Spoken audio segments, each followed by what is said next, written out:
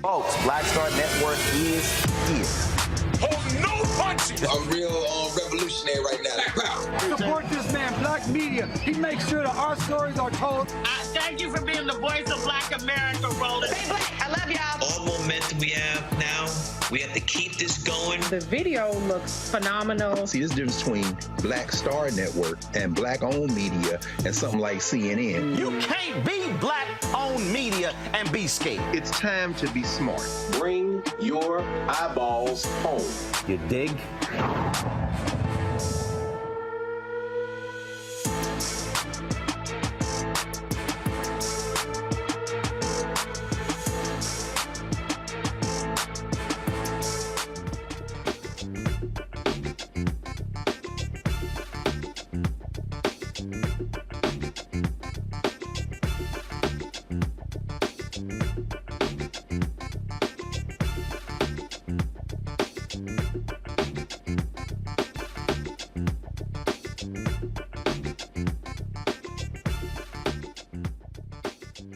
Today is Wednesday, October 4th, 2023. Coming up on Roland Martin Unfiltered, streaming live on the Black Star Network. The attorneys for the black man viciously beating in Jacksonville are going to join us on the show. First of all, folks, again, we have showed you this video. It is shocking. It is stunning. It is just shameful what happened here. The sheriff's office is launching an investigation. The family wants the DOJ to intervene. Again, one of the attorneys for Lakeem Woods is going to be joining us right here on Roland Martin Unfiltered. Maryland police are still looking for the people responsible for the mass shooting in Morgan State. 4 individuals were shot. We'll tell you what the mayor of Baltimore says Congress is to blame for the issue of gun violence. President Joe Biden cancels more student loan debt, this time, folks, totaling $9 billion. And we'll look at who's vying to be the next Speaker of the House. Also, in our Where's Our Money segment, I told you I'm going to keep updating you on these ad agencies as well as these brands that are starving black-owned media. Today, I'm going to explain to you how we have been spending 2 years dealing with Pepsico and have gotten nowhere. And I reached out to several other black-owned media companies, and they also say they've gotten $0 from Pepsico. Black folks spend a whole lot of money on PepsiCo products, and I'm not just talking about Pepsi. I'm gonna break it all down and do a deconstruction on how black-owned media is being starved into extinction. It is time to bring the funk on Roland Martin Unfiltered on the Black Star Network. Let's go. He's got it. Whatever the miss, he's on it. Whatever it is, he's got the scoop, the fact, the find. And when it breaks, he's right on time and it's rolling. Best believe he's knowing. Putting it down from sports to news to politics. With entertainment just for kicks, he's rolling. It's on the roll, y'all. It's Roland Martin, Rolling with Roland now. He's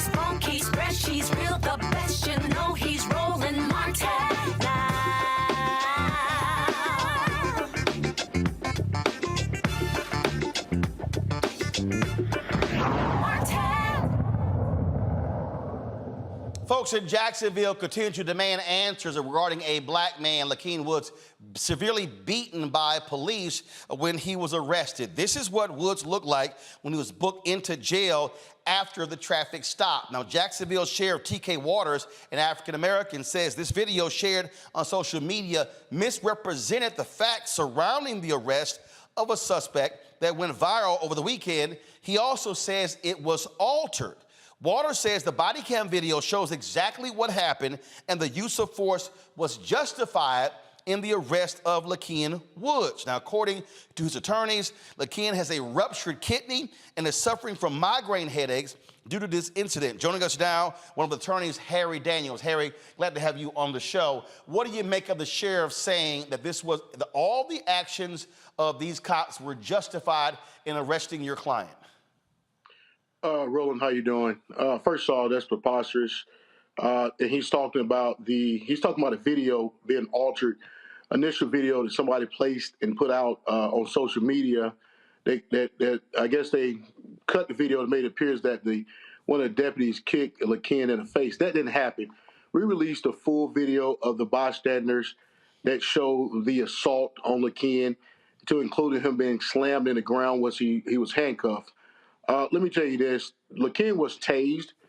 His face planted on the asphalt, and after that, he was struck almost 17 times in his body and multiple knee strikes and punches in his head. Lakeem suffered a severe concussion, which is a brain injury, multiple face lacerations and swelling to his face, as well as being told he suffered a ruptured kidney. This all stemmed from, Roland, according to their own police report, because the front seat, the driver of the Ram truck that Lakeem ran from didn't have wearing a seatbelt properly, improper use of the seatbelt. So they stopped these individuals at gunpoint to try to say they was doing a felony stop, but they had no probable cause to do a felony stop. The basis of the stop was based on somebody having a seatbelt behind their back opposed to being in front of their chest. So Lakeem, as a passenger, Roland, they came out with guns drawn on him and giving commands with weapons. He takes off running. Then the next is history of what happened to him. The video is crystal clear. It shows that Lakeem was struck multiple times. The body cam, as well as the cell phone footage from the bystander, shows Lakeem was struck multiple times. And even in the report, they do not deny that he was struck in the head, knee strikes in the head, which Roland, that is deadly force. Experts have opined across the nation that's deadly force. So now I'm trying to understand. So you're saying that he was stopped because of a seatbelt, and now I'm really confused here. And they came out with guns drawn? That's exactly what happened. The video shows, and based on their report, the basis of the stop was for improper wear of the seatbelt of the driver. Lakeem was a passenger. So the Supreme Court has made it very clear, if a person can walk away without reasonable suspicion of committing a crime, they can run away. Lakeem chose to run away. They didn't like the fact that he ran. He was not under suspicion of committing any crime whatsoever. Now, they do talk about early on of them watching them at a gas station, that Lakeem was counting money, but there was no indication they saw any transaction of drugs, money, or guns. So the basis of the stop was based on, well, we see this guy not wearing a seatbelt. Let's stop him and let's see what they got. And Lakeem takes off running, and he suffered a beating beyond words. He's in bad shape. He's currently in jail. His face is swollen, eyes swollen shut. I mean, you see the picture there. It's horrific. Can't even see out of his eyes. He was admitted into the hospital due to his brain injury. Let's be very clear. He was admitted into the hospital. He was released from the hospital, and he was told that he had some type of ruptured kidney as well. So for the Sheriff Waters, who I've dealt with these same officers before. Actually, one of the officers, Jose Garriga, is the same officer who shot and killed a FAMU student back in 2019. Is the same officer involved that beat Lakeem, who's actually struck him in the head multiple times with his knee. But Roland, the reason why Jamie Johnson was stopped, the same reason. He didn't have a seatbelt on. Wow. So this is this guy's MO to get to people to eventually. In Jamie Johnson case, he shot and killed Jamie Johnson. In this case, they beat LaKen mercilessly. So when you hear the sheriff say he should have complied like the other young man did, what do you say?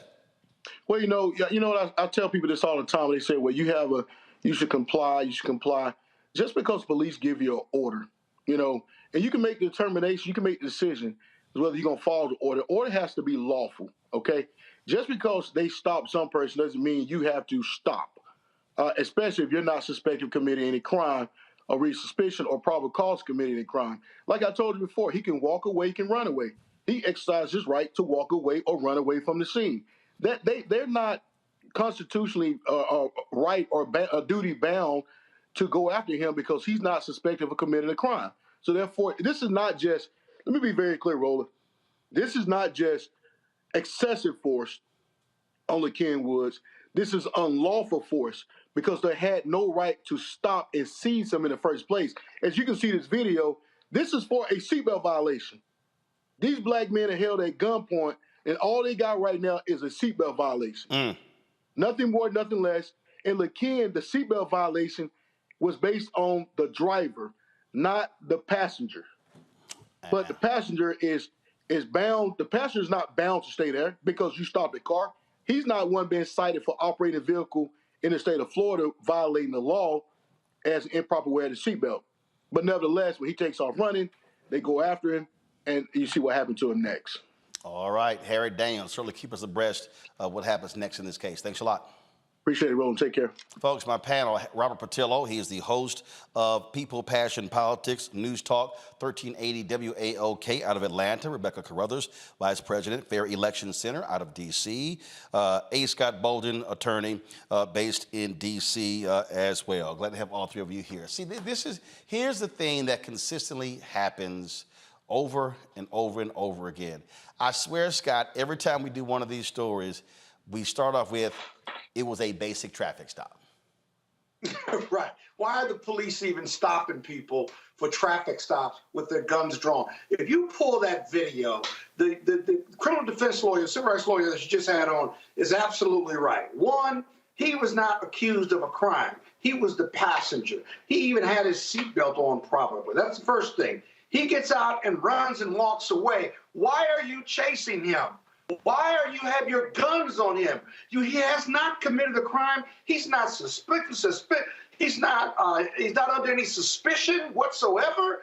But he runs and you chase him. Then you tase him. Once you tase him, you have him under control. No need to use deadly force or physical force. He is tased. He is down. They then use deadly force on him, beat him up, not because he committed a crime, but because he made them run, right? And here's the training piece.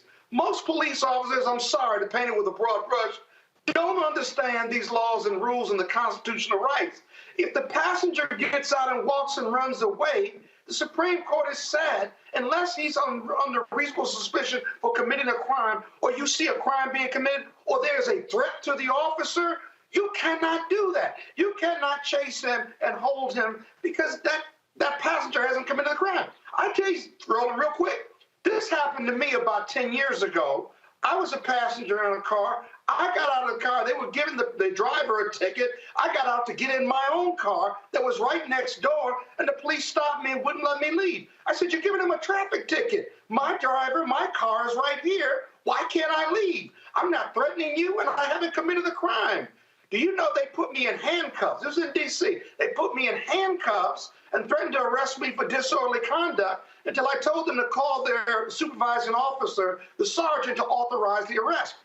Most people don't know, if you're being arrested, you can ask for the supervising sergeant who's on call that night to come and authorize the arrest. The supervising sergeant came. I happen to know him through the D.C. Chamber of Commerce. We give them awards every year. And he deauthorized the arrest. They took me out of handcuffs and they let me go. But the officer, the sergeant, told me, he said he could have detained you for disobeying a police order. I said, what order? Just because he told me to stop? That wasn't a lawful order. And so the sergeant told me to write a letter to the chief, and I could take it up administratively, but I was free to go. Now, if I don't want to go home, I can go to jail and get out on Monday morning. Of course, I chose to go home. But this happens a lot to many people, except white Americans. White America doesn't get treated like that. That's right. And Robert, again, okay, the guy is riding around. He doesn't have, he's got the seatbelt behind him. I'm trying to understand, how does that elevate to guns drawn? Oh, look, and it's great to see Harry working on that case, somebody I've known and worked with for years. And this is why we have been pushing for comprehensive criminal justice and police reform for all of these decades.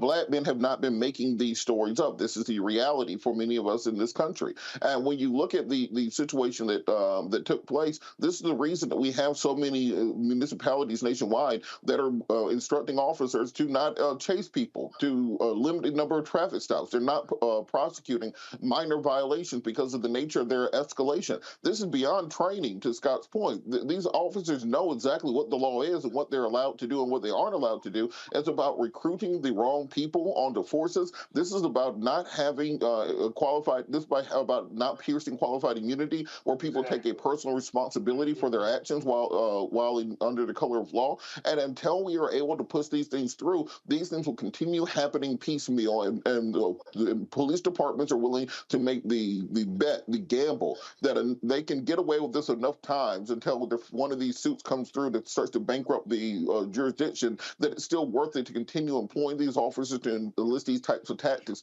And until we make real statutory change, legislative change on the national level, federal level, we're not going to find an end to this. So that's why it's important to keep pushing the White House, to keep pushing Congress to get this done. And Rebecca, here's the deal. There are a lot of people who, you got these right-wingers who say, oh, these soft on crime, George Soros DAs. But this is why you have an increasing number of police chiefs who are saying, enough with the basic traffic stops. Really? No more. And this is why.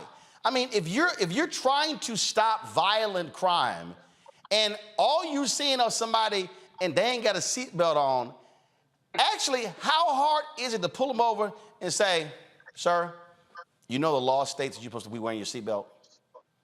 But the moment you come guns drawn, I don't care who you are, whether you are, a $2,000 an hour attorney like Scott, or whether you are this young brother here, you're going to naturally get tense. What the hell's going on?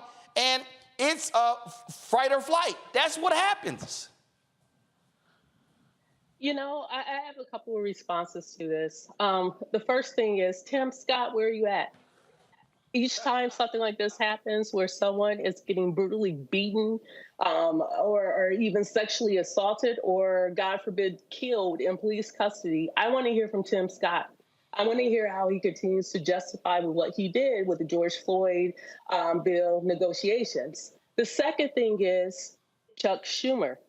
At the beginning of the next Congress, if you are still the Senate Majority Leader, when you're carving out the rules package, which determines the number of votes needed to end debate, i.e. cloture, in order to pass legislation, I need you to carve out two exceptions. One, carve out exceptions when it deals with the George Floyd policing bill, and two, carve out exceptions when it deals with the voting rights, with the John Lewis voting rights bill. Those are two things that the Senate Majority Leader can do, and those are two things that we ought to demand that Chuck Schumer does if he is elected as the next Senate Majority Leader in the next Congress. Oh, indeed, indeed. All right, folks, hold tight 1 second.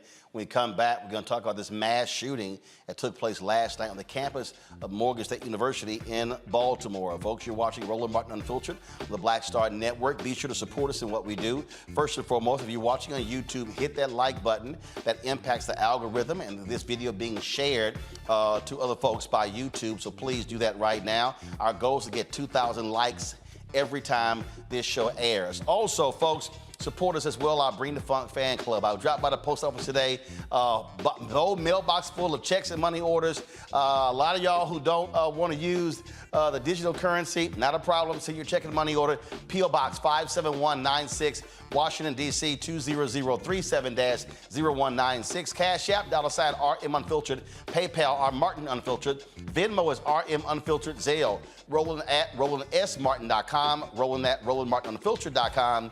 Be sure to get a copy of my book, White Fear, How the Browning of America is Making White Folks Lose Their Minds. Available at bookstores nationwide. Download the audio version, which I read on Audible. And of course, download the Black Star Network app, Apple phone, Apple TV, Android TV, Roku, Amazon Fire TV, Xbox One, Samsung Smart TV. Don't forget our 24-hour streaming channel can now be seen on Amazon Fire, on Amazon News. You can also check us out on Plex TV. You can also see us now on Amazon Freevee, as well as the live TV portion of Amazon Prime Video. That's right. So check us out on those channels. We'll be right back. All change is not growth. Right. But thoughtful change is real good fertilizer. And that's what has been so beneficial to us. But you also were not afraid of the pivot. Well, and I'm a black woman in business. Come on, I don't care how I dress up. I don't care who I'm speaking with. I don't care what part of the world I am in. I still am a black woman in business. Being afraid of the pivot, being fearful of change is not what got me here. Respectful of change. Respectful of pivot, yeah. Fearful? No, no.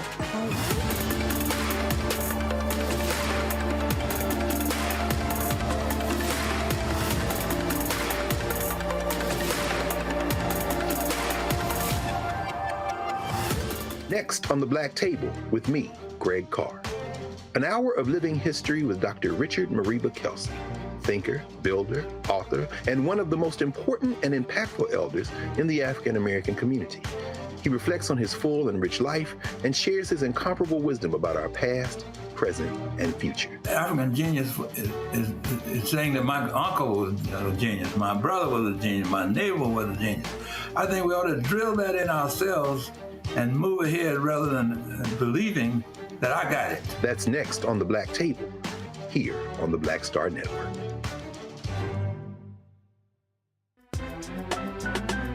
I'm Faraji Muhammad, live from LA. And this is The Culture. The Culture is a two-way conversation. You and me. We talk about the stories, politics, the good, the bad, and the downright ugly. So join our community every day at 3 p.m. Eastern and let your voice be heard. Hey, we're all in this together. So let's talk about it and see what kind of trouble we can get into. It's The Culture, weekdays at 3, only on the Black Star Network. Hey, what's up, y'all? I'm Devon Frank. I'm Dr. Robin B., pharmacist and fitness coach, and you're watching Roland Martin Unfiltered.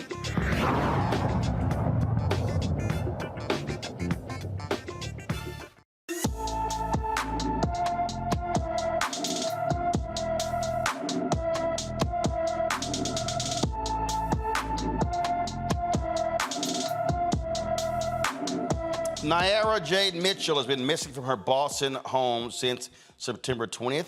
The 14-year-old is 5 feet 2 inches tall, weighs 175 pounds, with maroon and black braided hair, brown eyes, a nose piercing, and a birthmark on her left hand. She was last seen wearing a long-sleeve blue shirt, blue trousers, and black sneakers. Anyone with information about Naira Jade Mitchell is urged to call the Boston, Massachusetts Police Department at 617-343-4560, 617-343-4560. Folks, here we are almost 24 hours later, and Baltimore officials are still looking for a person or persons responsible for the Tuesday night shooting on the campus of Morgan State University. 5 people were injured in that shooting. Investigators believe there was a dispute between 2 groups when gunfire erupted near a university dorm. At least 3 people were believed to have been armed. 4 men and 1 woman between the ages of 18 and 22 were shot and hospitalized with non-life-threatening wounds. Last night's shooting has the city's mayor laying some responsibility at the feet of Congress. This is what he said, what Mayor Brandon Scott said after he was questioned by a local reporter. They just ousted their speaker yesterday. It's chaos on Capitol Hill. Why do you believe that these members in Washington, D.C. can address this problem when they're struggling to do the basic functions of government? Because it's their job, Mackenzie. The same way that the residents of Baltimore City want me to make sure that the police department is actually out there arresting these individuals, and it's up to those individuals who have the power to do something to actually do something. So what specific legislation are you looking There's a bunch. for? So I can run the whole list down, and I'll get Brian to send you more. One, they should ban ghost guns, period. They should remove the immunity for gun manufacturers, period. They should ban assault rifles and magazines, period. Why can't you and other state leaders push for legislation at the state level to ensure there are tougher penalties for people who shoot and kill other people? I think that when you look at Maryland's laws around guns and gun violence, we have some of the best in the country, Mackenzie. The guns are coming in from other places, other states. That is why this is a national issue. It's a both and, Mackenzie, not an either or. Now, Morgan State University President David Wilson released a statement regarding the shooting. He said, "What happened on our campus was such a senseless act of violence perpetuated on our community. It was so disappointing to learn of what took place, especially after what was a family-filled and fun evening of celebrating the pageantry and beauty of our students. But rest assured, our Morgan family is strong and we will march on with determination to keep moving on."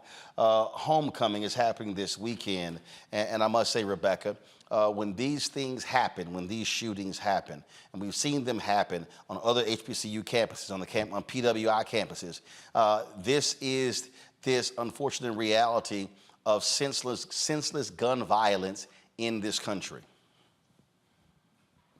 You're right. There is a lot of senseless gun violence in this country. What's especially sad here is that in the last 4 years, the last 4 homecomings, this is the 3rd time that there has been shooting at or near Morgan State during their homecoming. And so I could only imagine that the parents of these students trying to figure out if they feel it's safe to actually send their students back to campus. I can't imagine getting a phone call hearing that my child is locked down in a bathroom and there is a gunman somewhere and that they're uncertain, or even seeing the images that you're showing now of students in their dorm room when they're doing a sweep going from dorm room to dorm room and seeing that there's automatic weapons that are at the door as soon as they open it up for law enforcement to double check to make sure that the students inside are safe and that the gunman isn't inside of any of the dorm rooms. My heart really goes out for a lot of these students. Even think about the mental health. That's a lot for those students. But secondly, I would say that we also need the city of Baltimore to step up to make sure that there is adequate safety around Morgan State's campus. I think about some of the PWIs and think about the levels of security that we do see at some of the PWIs. And I hope at Morgan State that they receive the same level of support from both the mayor as well as, from the city of Baltimore as well as the state of Maryland. You know, Robert, we often talk about students, but we also got to realize faculty and staff. I know a particular faculty member who texted last night saying, "Hey, I'm good, I'm safe, but I'm not good." When these things happen, I mean, it shakes up not just students. You're absolutely correct. And to Rebecca's point, this is a question about security on campuses. We have to ensure, not just for situations such as this, but just for the safety and security of our students at HBCUs, they should be the most secure areas on earth. This is the next generation of leadership, and we have to protect them just as a mother hen protects her eggs. That's how we need to treat our HBCUs. And we had this happen at Clarkland University many years ago. And if anybody was at the AUC in the 80s or the 90s or the early 2000s, you remember how open the entire area was. You walked through one campus to the other, you drove from place to place, you congregated at Stiegel's, you went on down the street, etc. But as we had these outside individuals coming through causing trouble and actually shooting on campus, they had to start closing parts of the campus down, shutting off streets, increasing security patrols, hiring additional police officers. And that was what I believe has to happen in this area, because we have to protect these students at all costs. And I think the national media also does a disservice to these conversations, because at one once it was reported, at first the media said mass shooting on the college campus, and then it's as if they got a message saying it's just black folks doing black folks stuff, and then it all went away within about an hour. We have to continue having these conversations, not just when it's a white shooter shooting at black people, not just when it's a white police officer shooting at black people. We have to take the safety and security of our students seriously in all situations and provide the type of protections that are needed to secure all these campuses. Scott? Yeah, a couple observations. I agree with Robert. I'm a news junkie. The news is on at my house and at my office all the time. I don't remember white media covering this at all. If it was a byline.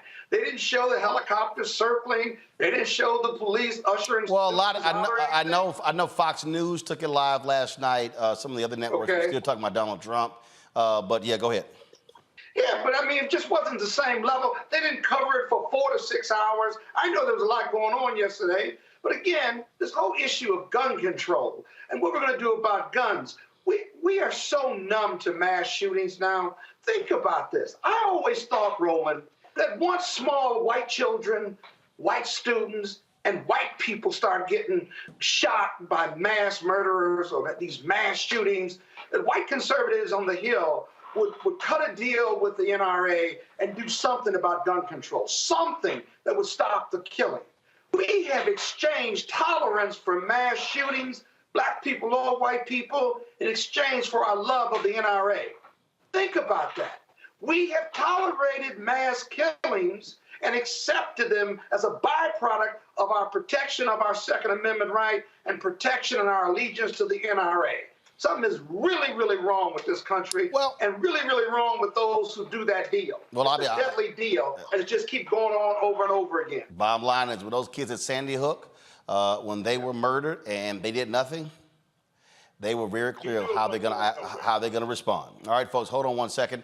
Gotta go to a break. We come back. We'll talk about more next speaker. A couple of Republicans are throwing their name into the hat.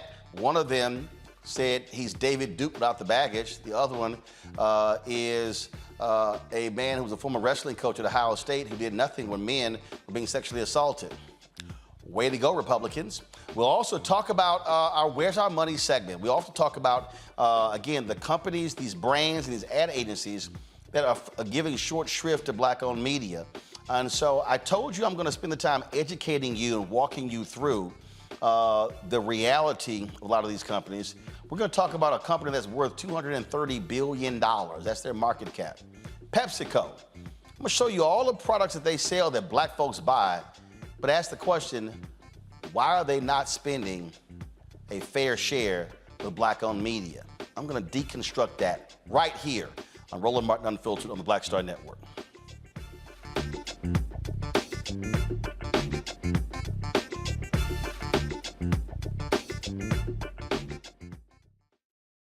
On the next Get Wealthy with me, Deborah Owens, America's Wealth Coach, we talk about the principles of mindset, strategy, and execution.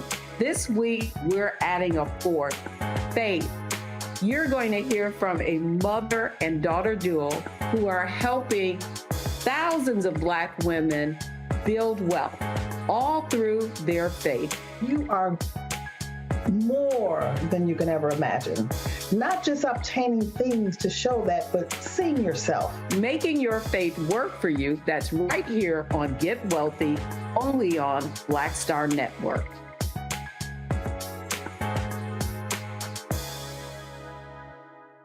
Hatred on the streets, a horrific scene, a white nationalist rally that descended into deadly violence.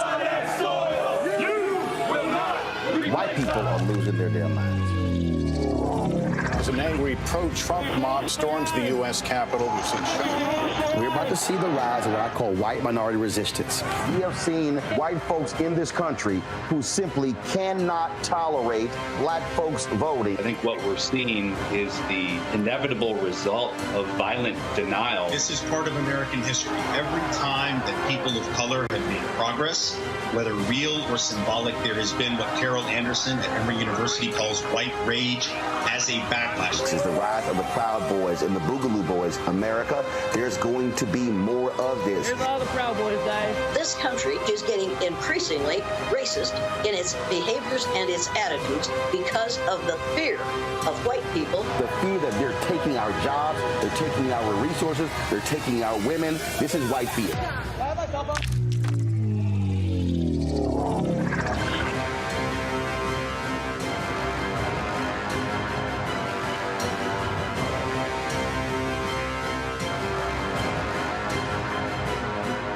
Hello, we're the Critter Fixers. I'm Dr. Bernard Hodges. And I'm Dr. Terrence Ferguson. And you're tuned in to Roland Martin Unfiltered.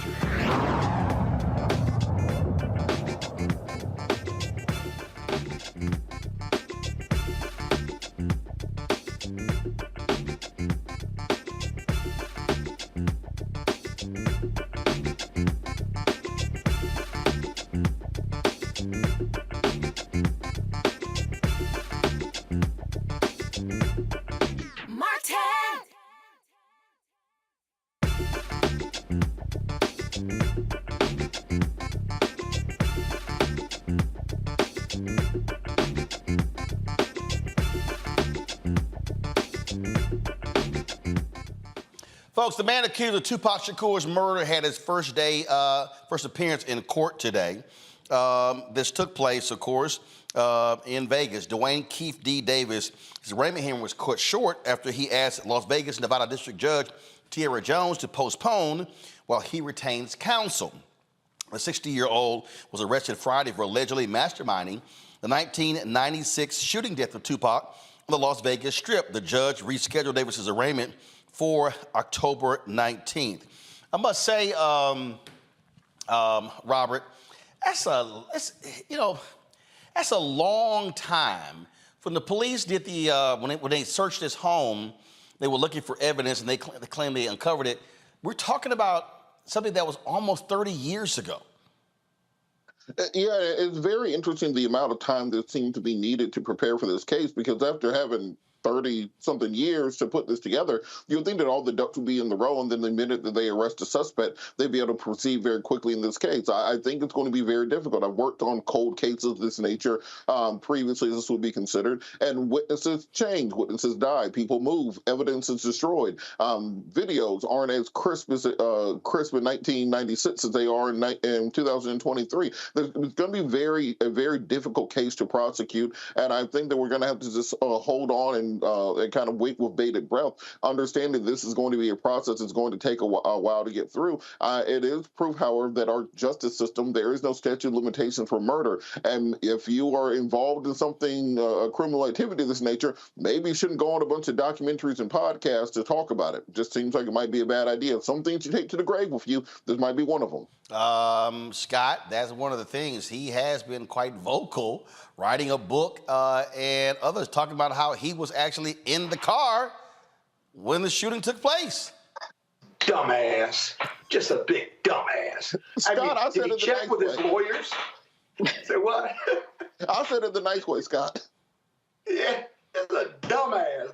Dude, who let him write that he was in the car and gave the gun to the shooter and put it in his memoir, the life and times of an original gangster or a street hustler or whatever it was? I mean, this was going to be his ode to the gangster street life. And so he writes it, and damn it, at 2019, by 2023, he's arrested. You think?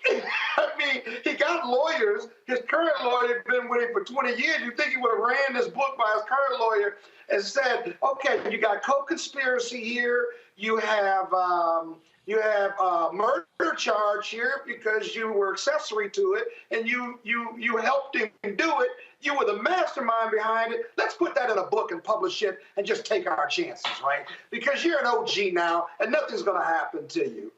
Dumbass.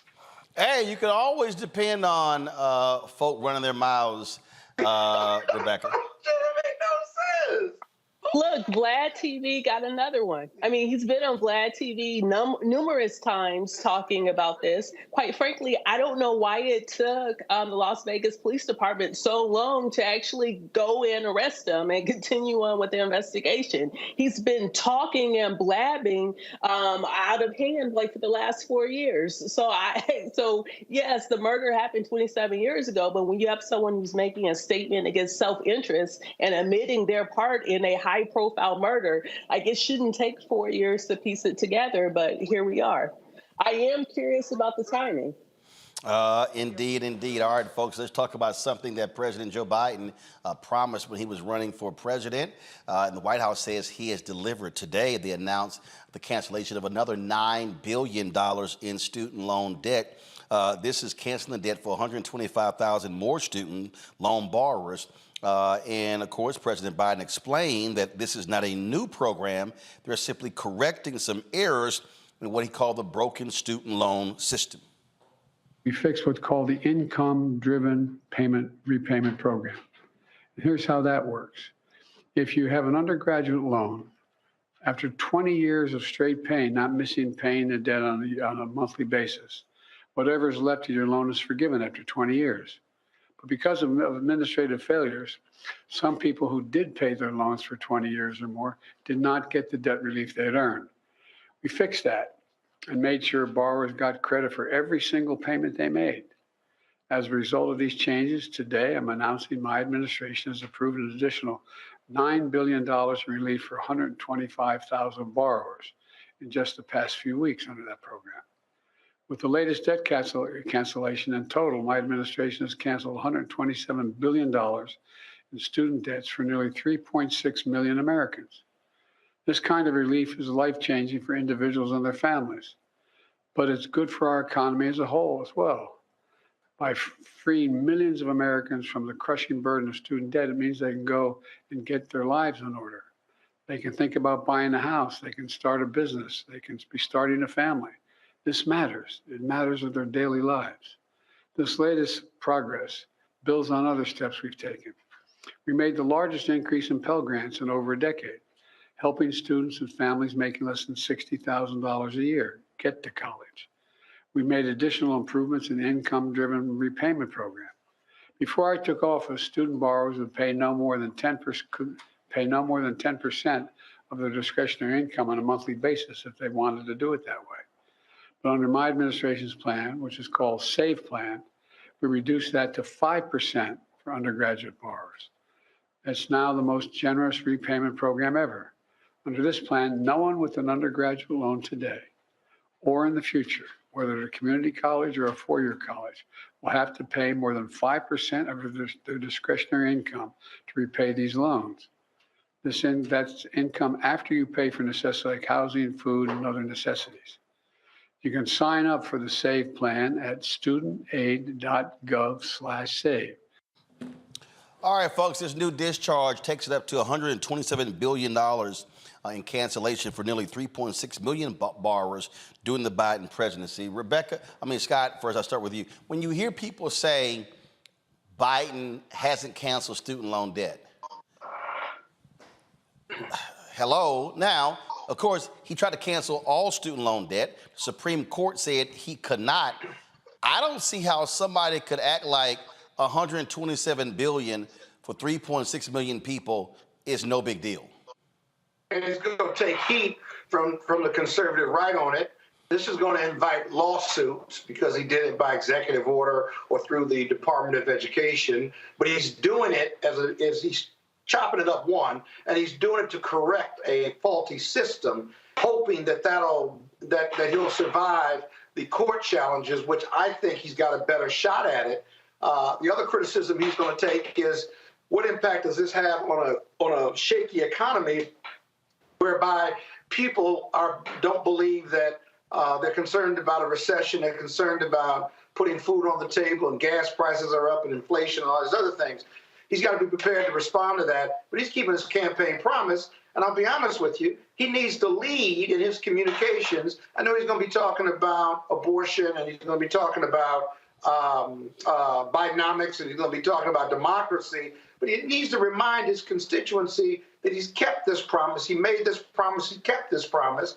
Because in the end, whether he's tied with Trump or not, whoever's on the ballot in November, right, this election is going to be all about get out the vote. Who mobilizes more? We can't take anything for granted, whether Trump's indicted or convicted or in civil court for fraud. We gotta get out and vote, cover all our bases, because we can win this House, maybe keep the Senate, but we got to win the White House, and it's all going to be about mobilizing voters. I think all of our monies ought to go into those grassroots groups that are going to mobilize voters in all of these swing states, as you've said very often on this show. And here's the deal, Rebecca. Look, it's a bunch of Republicans. They don't want any student loan forgiveness. Well, I would say first, in response to Scott, every single election is about getting out the vote. Every single election is about turning out people to vote. That's every single election. And I would say that it is good that Biden is holding on to his campaign promises. And I want our viewers to understand that this isn't about necessarily young people, but this is also middle-aged people. You heard in Biden's remarks earlier today that these are people who've been paying for over 20 years, and some of their loans were supposed to be discharged and was not. So these are people who are in their 40s. These are also people who are in their 50s. These are also pre-retirees who've had to choose between paying off student debt versus saving for retirement, which is why many of them are choosing to stay in the workforce a lot longer, because they simply can't afford retirement, because during those building years where they would have saved up for retirement, they were paying enormous student debt. The second thing that I will say, there are a lot of folks that I've seen today in response saying, oh, well, this doesn't benefit me. I had to pay off my student loans. Well, guess what? I'm also one of those people. But also, I'm someone who pays taxes for Medicare, and I don't directly use Medicare. I pay taxes that support Medicaid and Medicaid expansion, and I don't directly benefit from that. I pay taxes that support public education, and I don't directly benefit from those things. But I understand, just like those three things and paying off and eliminating $127 billion of student debt, it is good public policy. And I support good public policy of making sure that people who need access to healthcare have access, people who need access to skill sets and education to better help the economy are able to do so, and then able to actually live their lives. So this is good, decent public policy that we saw today. Robert? Well, I think the issue that a lot of people have is that people underestimate the enormity of the problem of student loan debt. Biden's $127 billion that he's canceled the student loan debt still only comes out to 1/20th of the problem. There are over $2 trillion in student loan debt in this country. So it's going to take congressional action for this to take place. And of course, we want to try to take back the House in 2024, trying to increase the majority in the Senate in 2024. But right now, I implore people, there are 18 Republicans who are in districts that Biden won. If you are in one of those districts, start calling your representative's office, flood the phone line starting today, because if we can get 5 to 6 Republicans to vote for Hakeem Jeffries next Tuesday to be Speaker of the House of Representatives, we can flip the House right now. Not waiting until the clown show gets things done, not waiting for them to propose Donald Trump as Speaker of the House. We can actually flip the House with just 5 to 6 of those Republicans who are in Joe Biden districts right now, and that will give us the ability to pass a compromise bill through the House and through the Senate. They can do more to take a bite out of that $2 trillion. As Scott said, each of these executive orders are being attacked by groups led by Stephen Miller and other conservatives, wrapping them up in court for years. The black farmers, for example, have had their $10 billion tied up in court for over 2 years. The only way to get this done through legislative action, and that means that we're going to have to flip the House, and one of the ephemeral chances is going to happen next week in the Speaker of the House vote. Start flooding those phone lines right now and try to make a difference. But you've also got to have, we talked about it, people, again, exercising the vote. Get the Gary Chambers video ready. And we talked about what has to happen and how black folks have got to use our power. We've got to learn to use our power. I'm going to go to a break. We come back. Gary Chambers, of course, he ran for United States Senate there in Louisiana. He put a video together breaking down how abysmal the numbers are of African Americans voting in Louisiana, early voting. You've got a mayoral election in Memphis, and the numbers have been abysmal. Folk can't keep complaining about stuff they're not using their power. So we come back, we're gonna play that video and talk about it with our panel. Top of the hour, we're gonna talk about PepsiCo. What's up with their spending with black-owned media? I'm gonna walk you through, and I reached out to several black-owned media companies today, and they told me point blank, they're spending virtually no money or no money at all. But we sure as hell buy a lot of their products, and we'll walk you through that. Plus, in the next hour, Congressman Jim Clyburn will join us to talk about Republicans picking the next Speaker of the House. They got a couple of crazy ones who have already thrown their names in the hat. You're watching Roland Martin Unfiltered right here on the Black Star Network.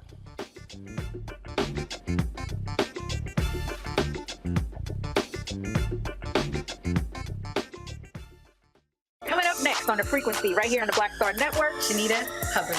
We're talking about the ride or die chick. We're breaking it down. The stereotype of the strong black woman. Some of us are operating with it as if it's a badge of honor. Like, you even hear black women like aspiring to be this ride or die chick, aspiring to be this strong black woman trope at their own expense. Next on The Frequency, right here on the Black Star Network. On the next A Balanced Life with me, Dr. Jackie, 2 facts that you need to be aware of. African American women have the highest diagnosis of breast cancer than any other group in the U.S. And young African American women are most likely to be diagnosed with one of the highest aggressive forms of breast cancer than all other groups. It is a disease that requires fast action, determination, and a whole lot of support. On our next show, we'll meet a young woman who's chosen an alternative path and approach to tackling this disease. And you'll hear from our medical and support experts on how to maintain balance through it all. We encourage exercise. We encourage, changing diet and making, all those personal changes. That's on the next A Balanced Life on Black Star Network. Next on the Black Table with me, Greg Carr. An hour of living history with Dr. Richard Mariba Kelsey, thinker, builder, author, and one of the most important and impactful elders in the African American community. He reflects on his full and rich life and shares his incomparable wisdom about our past, present, and future. African genius is saying that my uncle was a genius, my brother was a genius, my neighbor was a genius. I think we ought to drill that in ourselves and move ahead rather than believing that I got it. That's next on the Black Table, here on the Black Star Network. Hi, I'm Jo Marie Payton, voice of Sugar Mama on Disney's Louder and Prouder Disney Plus, and I'm with Roland Martin on Unfiltered.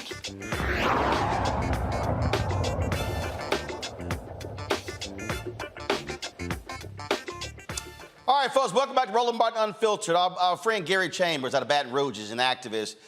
He really has been trying to get black folks to vote there in his state of Louisiana. And so he put this video together. If you want to see how abysmal our voting numbers are right now in the early voting period in Louisiana, you got a black man running for governor. You got a Democrat governor right now, John Bel Edwards. Republicans control the House and the Senate. They want to take back the governor's mansion. Black people, our numbers are huge.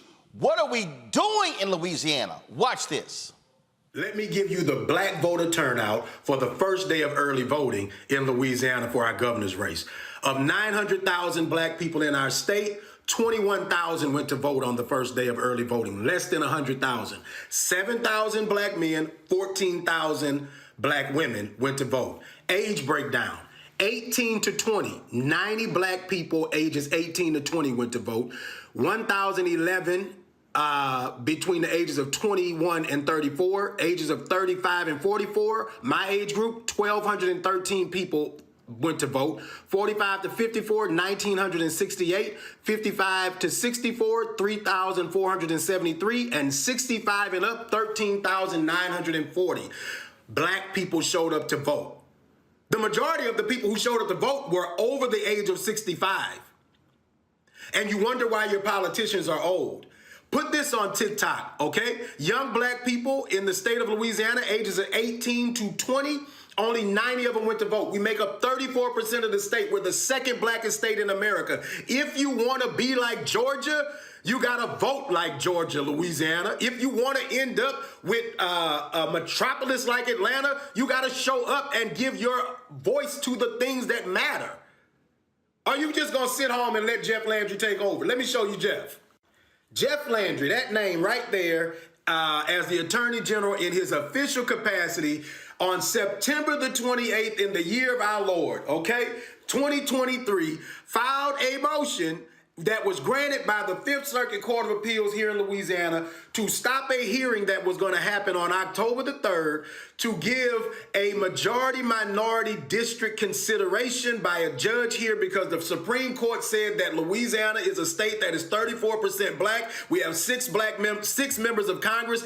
2 of them should be black. Currently, only 1 of them is black. So the courts are making them do it. And Jeff Landry is right now today suing to stop black people from getting that representation as Attorney General. What the hell you think he's going to do as governor? What do you think a man who as Attorney General is trying to stop you from getting more representation in D.C. is going to do when he becomes the governor?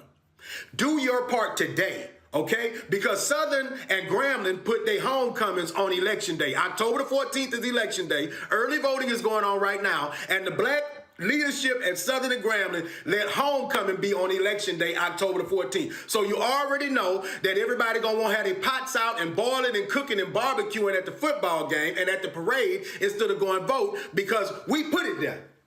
Because we did that. Ain't nobody make us do that now, okay? And we got young black people ages 18 to 20, only 90 of them went to vote on the first day of early voting. You have from now until Saturday to go early vote. Let me say this as an advocate. People are always DMing me, calling me and saying, Gary, we need you to do this. Gary, we need you to do that. We need you to show up. We need you to speak up. Do your part. This is your part today. I'm doing my part every day, taking risks that my family has to deal with, sacrifices that we deal with. It ain't going to sacrifice you nothing but 5 minutes to go down there and go vote. Do your part. That makes our job easier so we don't have to fight against radical, crazy people like him. This is an urgent message. Black people in Louisiana, please share. Rebecca, homecoming on an election day. Well, I'm going to have to push back just a little bit because I was on Grambling State's campus and I'm working with students who are part of their student government association as well as their royal court. And what they're doing on October 14th, a week and a half from now, not this Saturday, but the next Saturday, they're actually shuttling people from homecoming to the polls. They actually start doing a series of events starting, I think, about 3 weeks ago of really promoting voting on their campus. So a lot of the alum who will be at the homecoming festivities, a lot of the people in the community who will be at homecoming, and a lot of the students who will be at the homecoming will be actively shuttled to the polls. So while I do understand, but hold on. But here's the issue though. If I'm not, so Grambling's in what, Ruston? No, it's not in Ruston. I'm sorry. That's where Grambling. Louisiana Tech is. It's in Grambling. But here's the whole deal. Here's the whole deal. If I'm not from the city and I have not voted and I go to homecoming, I can't vote at that precinct. Correct? Yes. They are also encouraging people to vote before you get to homecoming. Right, but the whole point, which Gary's point is, thousands show up for both homecomings, and a lot of those people don't actually live in the city. Hopefully or the state, and hopefully they vote. That's why he's showing those abysmal numbers, and it's like, based upon that, and also based upon we know from previous elections, the numbers are absolutely awful. But I just think it just grates on me, Robert, when I see those numbers and to know 900,000 African Americans in that state, and when we see voting percentages that are 25, 28, 32, and then folks complain about what we don't get. Well, I think part of it is if we have a very disaffected political generation right now, particularly the young people, the people under 40. They are the people who grew up really in that hope and change generation, who really thought that they would be able to make a political change. And we've seen a lot of those people become disaffected in recent years. These political campaigns, they fundraise millions of dollars, if not billions of dollars, every campaign cycle. And I really want the parties to start thinking about getting in there and working on the type of grassroots organizing that isn't just during election season. It isn't just telling people turn out to vote, but actually talking to communities, holding town halls, holding events and rallies where you can hear the needs of the community and make sure you are reflecting that in your campaign messaging to those individuals. Those numbers can still turn around, but it's going to take the type of effort needed to actually put money into grassroots organizations and the field organizers and the Black radio and the Black media to spread that message. Make sure that you are talking to trusted community leaders, making sure that you are at the churches, that you're at the fraternity halls, and anybody who needs an absentee ballot has the absentee ballot, that you're informing and educating voters. Just look what the other side of the aisle has been able to do with the MAGA movement, the Tea Party movement inside of a decade, and turning them into the political powerhouse controlling the Republican Party. We need to do the same thing on our side of the aisle, and that starts with candidates really reflecting the needs and issues of the community and making sure they're campaigning properly, but also the party apparatuses have to start paying people and paying Black media and paying Black organizations to get the information out there. I agree with all of that, but Scott, I also still go back to, if you are complaining about what you don't have, if you're in Louisiana and you saw that story about how HBCUs are underfunded, and if Southern and Grambling is on that list, well, guess who plays a critical role in that? The governor, the legislature. And so I get all of that, but at some point, people who are disaffected are going to have to understand, while you sitting your disaffected ass at home, is some other people who are voting and getting their people in, and that's why they begin to get the kind of policies they want passed. I'm sorry, Roland. You basically, why is Grambling and the other school having homecoming on election day? Rebecca, you really gonna bet on Black people voting when they got a drink in their hand and going to party and going to the stadium or going to tailgate? They got to get on the bus to get shuttled. I'll be honest with you. They don't vote without homecoming. So you want me to bet on them to choose voting over homecoming, over their frat brothers and their sorority sisters and the good time? I'm sorry. I ain't betting on Black people like that, because I got a history of them failing us. Sorry. I got a history of them failing us. So now, if I got to put another barrier, then I'm sorry. It just ain't going to happen. And Grambling and the other school got to do better, in my opinion. This core issue, the simplicity of voting, just is amazing to me as to why we just don't exercise that right, why we don't make it a priority. Okay, we're disaffected, right? So then the real issue for grassroots voting organizations is, how do we reach them, touch them, and reverse and re-engineer that mindset to say, go vote? Do that first. You can do whatever else you want that day, but go vote first. And by the way, vote up and down the ballot, state and federal, if it's all on there. All you got to do is check the mark, and then you can go do whatever you want to do. But do that first for all the reasons that Roland says and these organizations say, and Rebecca, you say. But so far, you and I wouldn't place that bet if we were at a casino, that they're going to all go vote and then come back to homecoming. So, that's very disappointing. So I'll say this, Rebecca. Hold on. I'll say this, Rebecca. First of all, what the students are doing is exactly what they should be doing. But this is also where I look to university leadership. Yeah. Because here's the deal. When we talk about Southern and Grambling, there's Grambling, the institution, but then you got the Southern system. So the reality is, the leadership has to be thinking, wait a minute, our funding comes from the state. So we're gonna need, to me, the last thing you do is put your homecoming on an election day for the governor of the state. But I'm not just making this about Southern and Grambling. I'm looking at the total numbers for everywhere: Shreveport, Baton Rouge, New Orleans, Opelousas, Leonville. We can go all around. The numbers are horrible, and all I'm saying is Black Louisiana, and also all you Negroes out there who run y'all mouth on YouTube and other platforms who are from Louisiana, why you ain't sitting here trying to get folks? Because again, people keep saying they want change, but our voting habits are going to have to change in order for you to get change. Rebecca, go ahead.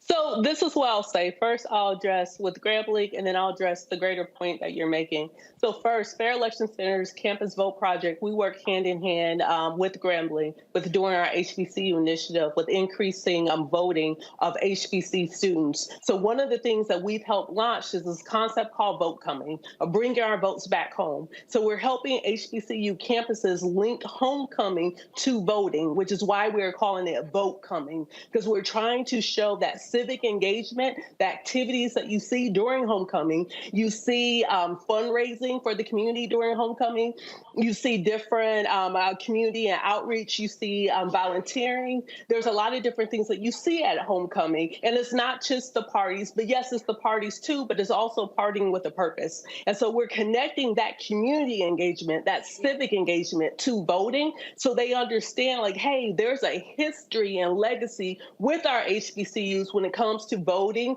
voting rights, as well as activism. And so we're trying to marry those two concepts together. The second thing is, I do want to know, when did the Secretary of State actually release the primary date? Was it after these schools already set up their homecoming calendars? Was it before or was it after? Because I will say the way the voting system in Louisiana is set up to intentionally disenfranchise Black voters in that state. That's the reason why you have a late primary, and the primary is not connected even to federal elections. And then you also see where there's this runoff scheme. A runoff scheme came out of Jim Crow because the assumption is that Black voters won't show up. So Scott, I hear your cynicism, and I would say with all of the work that Grambling State specifically is doing to make sure that they're showing the connection between homecoming and voting, i.e. Vote Coming,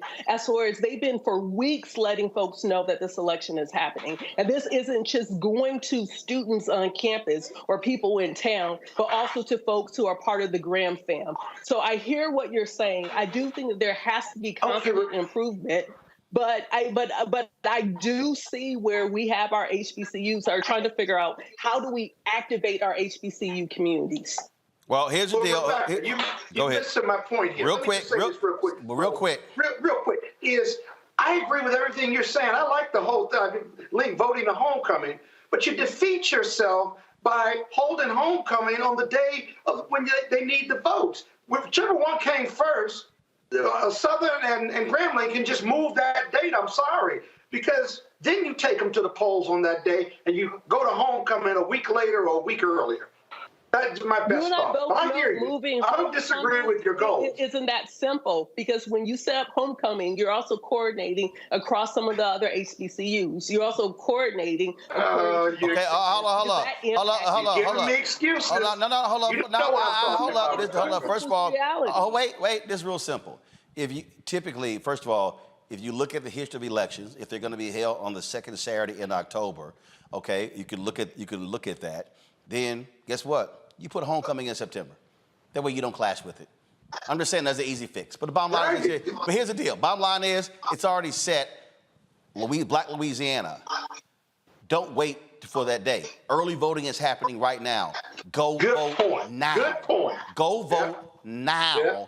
Those numbers Gary laid out are awful. We're going to stay in contact with Gary as he's tracking those particular numbers. All right, folks, got to go to break. When we come back in the next hour, we're going to talk about, again, our continuing conversation regarding Black-owned media and the lack of resources that we're getting from major companies. I told you that I'm going to be talking about ad agencies and talking about specific companies. And so one of them, I'm going to talk about Pepsico. We've been trying to deal with them for the last 2.5 years, have gotten nowhere. And so I'm going to unpack this issue, because I believe that Pepsico can be doing better when it comes to Black-owned media, and frankly, they are not. Plus, in the next hour, Congressman Jim Clyburn is going to be joining us talking about the mayhem in the House when it comes to choosing the next Speaker of the House. You're watching Roland Martin Unfiltered right here on the Black Star Network.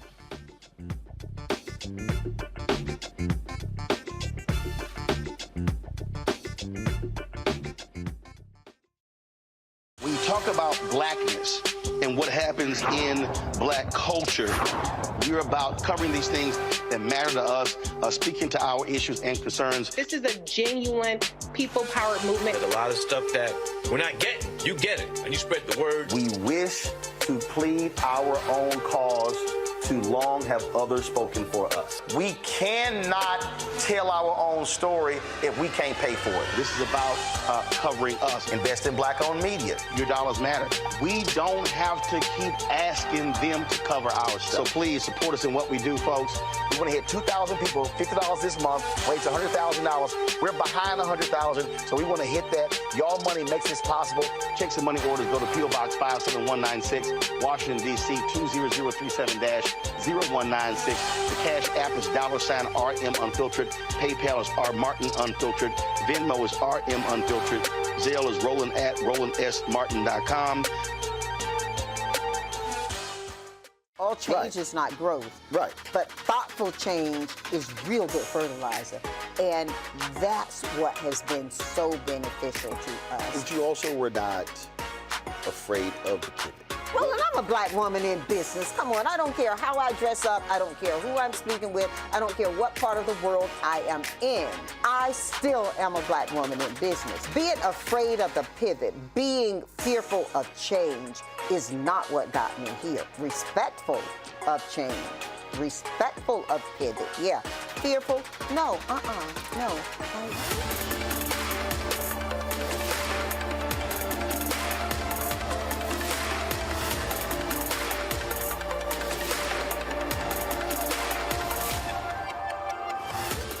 My name is Lena Charles, and I'm from Opelousas, Louisiana.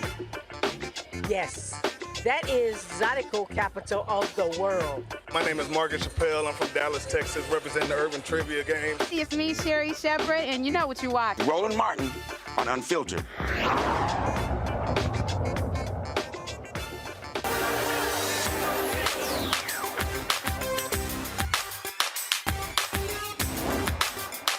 Been frozen out.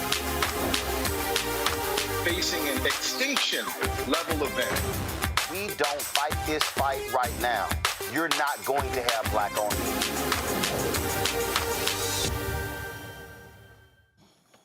All right, folks, welcome back to Roland Martin Unfiltered. So you've constantly heard me talk about on this show how critically important black-owned media is, how critically important the resources that for black-owned media, how these things absolutely matter.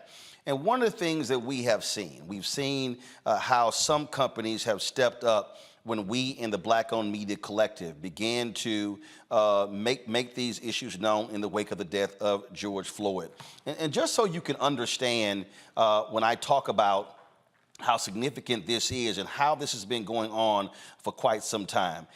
John H. Johnson and the leaders of Essence Magazine, they were talking about this stuff 30, 40 years ago. In fact, 23 years ago, when the New York Times did a story on the sale of BET, I want you to read this here. Okay, go to my iPad. It says, this is dealing with BET and Viacom. The two companies are betting they will be able to increase the advertiser revenue at Black entertainment television, which reaches 62.4 million homes. But where, in Mr. Karmazin's view, as Meryl Karmazin, who was the then CEO of Viacom, the network has had a tough time getting the ad revenue that its audience merits. Blacks represent 13% of the population, but capture just 1% of advertising spending. According to Christopher Dixon, USB Warburg's entertainment and media analyst. Now, Mr. Karmazin said the sales staff could say to advertisers, how can you justify these lower rates other than discrimination? And obviously, you don't want to discriminate. BET has been getting its prices up, but we think we can accelerate the process. Now, if you read Brett Pulley's book, BET and the $1 Billion Bet, the unauthorized biography of Bob Johnson and BET, you read that particular book, he writes in that book that BET was getting, when it was black owned, it was getting $1,500 for a 30-second ad. When it was, and what MTV was getting was $8,000 for the same 30-second ad. That's what Mel Karmazin was talking about. And he was like, when Mel Karmazin and Sumner Redstone saw what BET was getting, they were shocked. They were trying to figure out, how is BET a similar size of a company with MTV, yet MTV was getting $8,000 and BET was getting $1,500. My frat brother Todd Brown, who worked at Ebony, it talked about how Ebony was getting $20,000 for a full-page ad, yet Esquire, a smaller magazine, was getting upwards of $200,000 for the exact same ad. And so I'm talking about even these black media companies, how we may actually get some advertising, but then what then happens when we don't get any advertising? So even when we do get the advertising, we're actually getting less money than white media. So when a lot of y'all out here talk about, man, we need black media for this, and we need black media for that, we need black-owned media doing this and doing that, this is real simple. We can't do any of that because we can't hire the additional people, because we don't have the additional revenue to hire the additional people. Then what the ad agencies and the brands then do, oh, you can't reach more people. Well, guess what? I can't reach more people because I can't market myself and take out billboards and digital ads and sponsor events because I have smaller revenue. Do y'all understand how this particular game is played? And so what then happens is, same companies, though, greatly depend upon African Americans buying a lot of their products. And so when we were talking about these issues, we were talking about, again, what's being done. And I remember, because I saw some Pepsi ads, I think it was in the BET Awards. This is 2021. So what happened was, I sent this tweet to one of the black board members at PepsiCo. Darren Walker is the president of the Ford Foundation. Great brother who's doing some amazing things there. And so here's the tweet. I said, hey, Darren Walker, would love to connect with you to discuss PepsiCo, because he's also on the boards of Square and Ralph Lauren, and their commitment to spending money with black-owned companies, especially black-owned media. Please drop me a DM. Never heard from Darren. I also sent Darren an email today saying I was going to be doing this segment. And again, Darren's a good brother. But here's what happened. I got an email immediately from John Banner. John Banner worked at PepsiCo. John is now over at McDonald's. We had a great conversation. John hit me up, and John wanted to facilitate a meeting. And so we did that meeting, and again, I'm going back in my emails here, and I'm checking to see. And in fact, so the email, don't show it. So the email went out on July 13th. And he said, I hope my email finds you well, safe and healthy. If I may, I want to follow up on your tweet below. Would you have time to connect? Sure. So we did that. And so we connected, we got on email, and then what ended up happening was we then did a meeting. And in that particular meeting, we met with a number of different people. Derek Lewis, who was the then head of multicultural for PepsiCo, Christina Tyson, who supplied diversity for PepsiCo, John Banner, the head of sports. I believe they had, the head of their foundation was on there as well, which I never understand. So let me just go ahead and say this as a side note. And I want y'all to understand something. We are a media company. I have New Vision Media. Under New Vision Media, I have Roland Martin Unfiltered. It's a separate company. Black Star Network is a separate company. This is a media company. I don't have a 501c3. But let me tell you what often happens with black-owned media. When we do these meetings, in the meeting, they'll have the foundation person or the diversity person.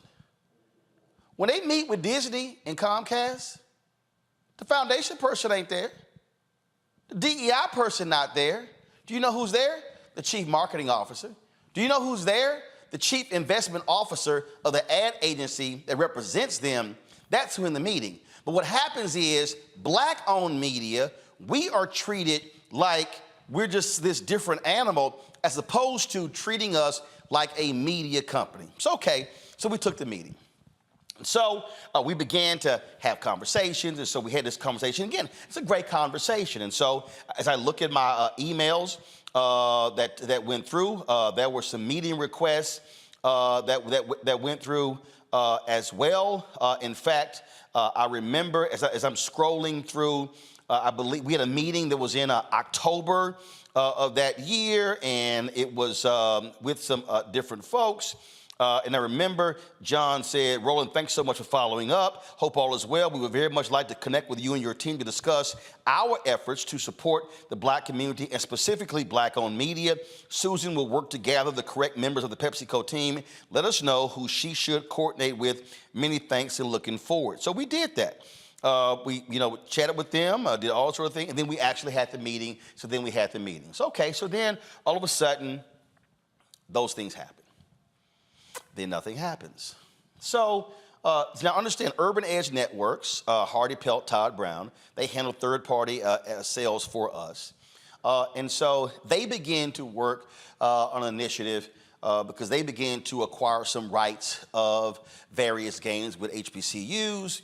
And so they began to talk to a variety of people, General Motors, P&G, PepsiCo, things along those lines. Well, they're embroiled in a lawsuit right now with the SWAC over that very issue.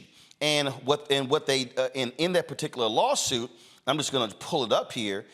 This is I'm just going to show you the top of the lawsuit. So this right here, go to my iPad, is the lawsuit where they are suing Weber Marketing and Consulting and the Southwestern Athletic Conference and Charles McClellan, who was the commissioner.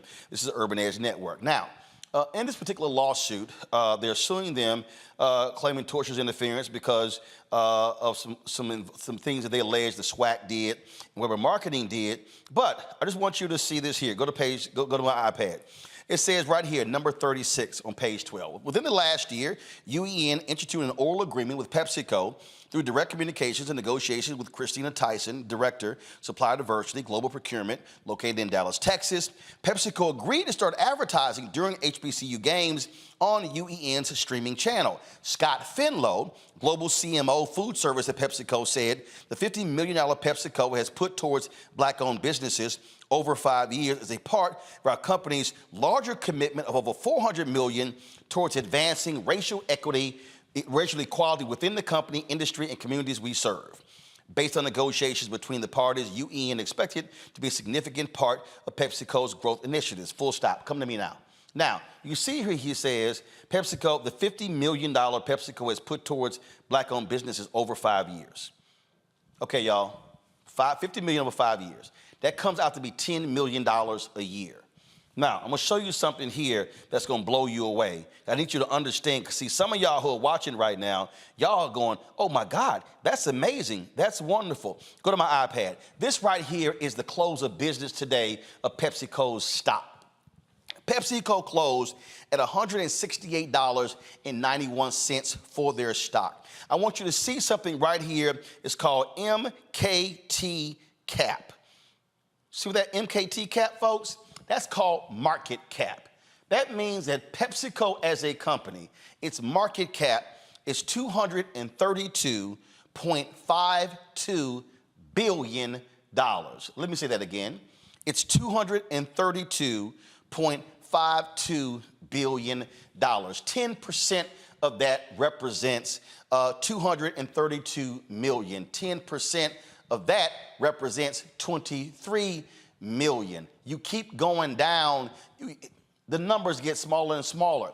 So when you talk about PepsiCo want to commit $50 million to black-owned businesses over 5 years, we ain't talking about a lot of money. Now, some of you may be saying, well, okay, Roland, you keep saying PepsiCo.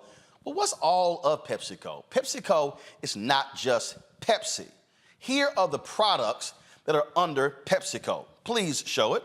You see right here, Pepsi, Lay's, Mountain Dew, Doritos, Gatorade, Quaker. So when you go to the store, you're buying PepsiCo products. You see bubbly sparkling water, Ruffles, Cheetos, Mug Root Beer, Brisk, Nuts and Seeds. Keep going. Tostitos, Sierra Mist, Starry, Stacy's, Sobe, Propel. Keep going. Off the Eaten Path, Pastaroni, Pure Leaf, Pure Delicious Simply, Rice-A-Roni, Sun Chips. Keep going. Frito-Lay, Jack Links, The Walking Taco, Al Valle, Aquafina, Aunt Jemima, Baconettes, Bear, Boat 24, Cap'n Crunch, Chester's, Cracker Jack, Dole. Keep going. Driftwell, Evolve, Fritos, Fruit Leaf, Funyuns, Gamesa. Keep going.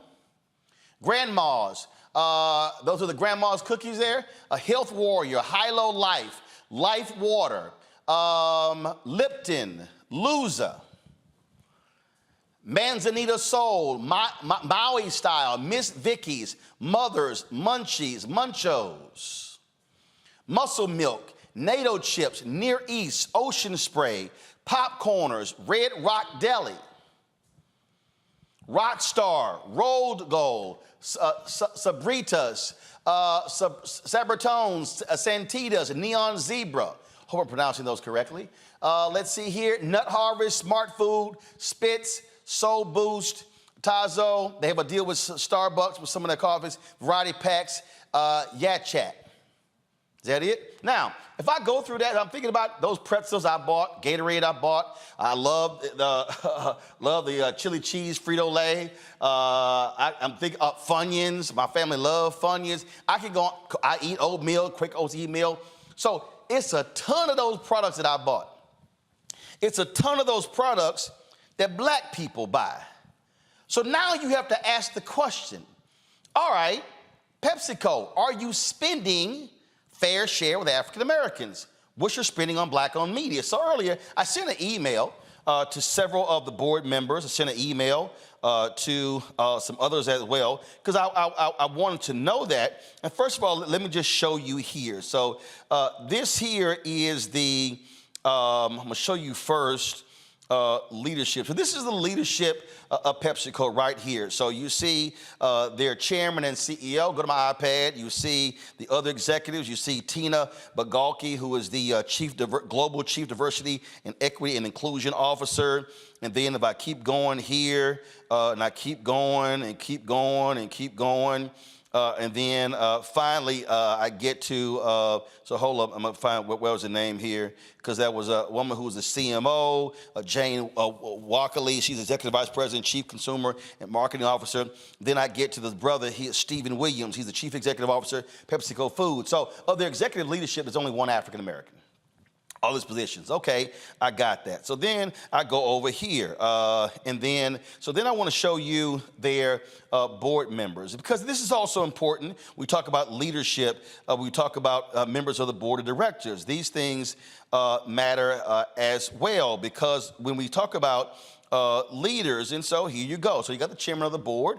You got Segun Agbaje, is a brother who is with the CEO of Guaranteed Trust Holding Company. He is here. Then you also have Edith W. Cooper, who is the former executive vice president and global head human capital management, Goldman Sachs Group.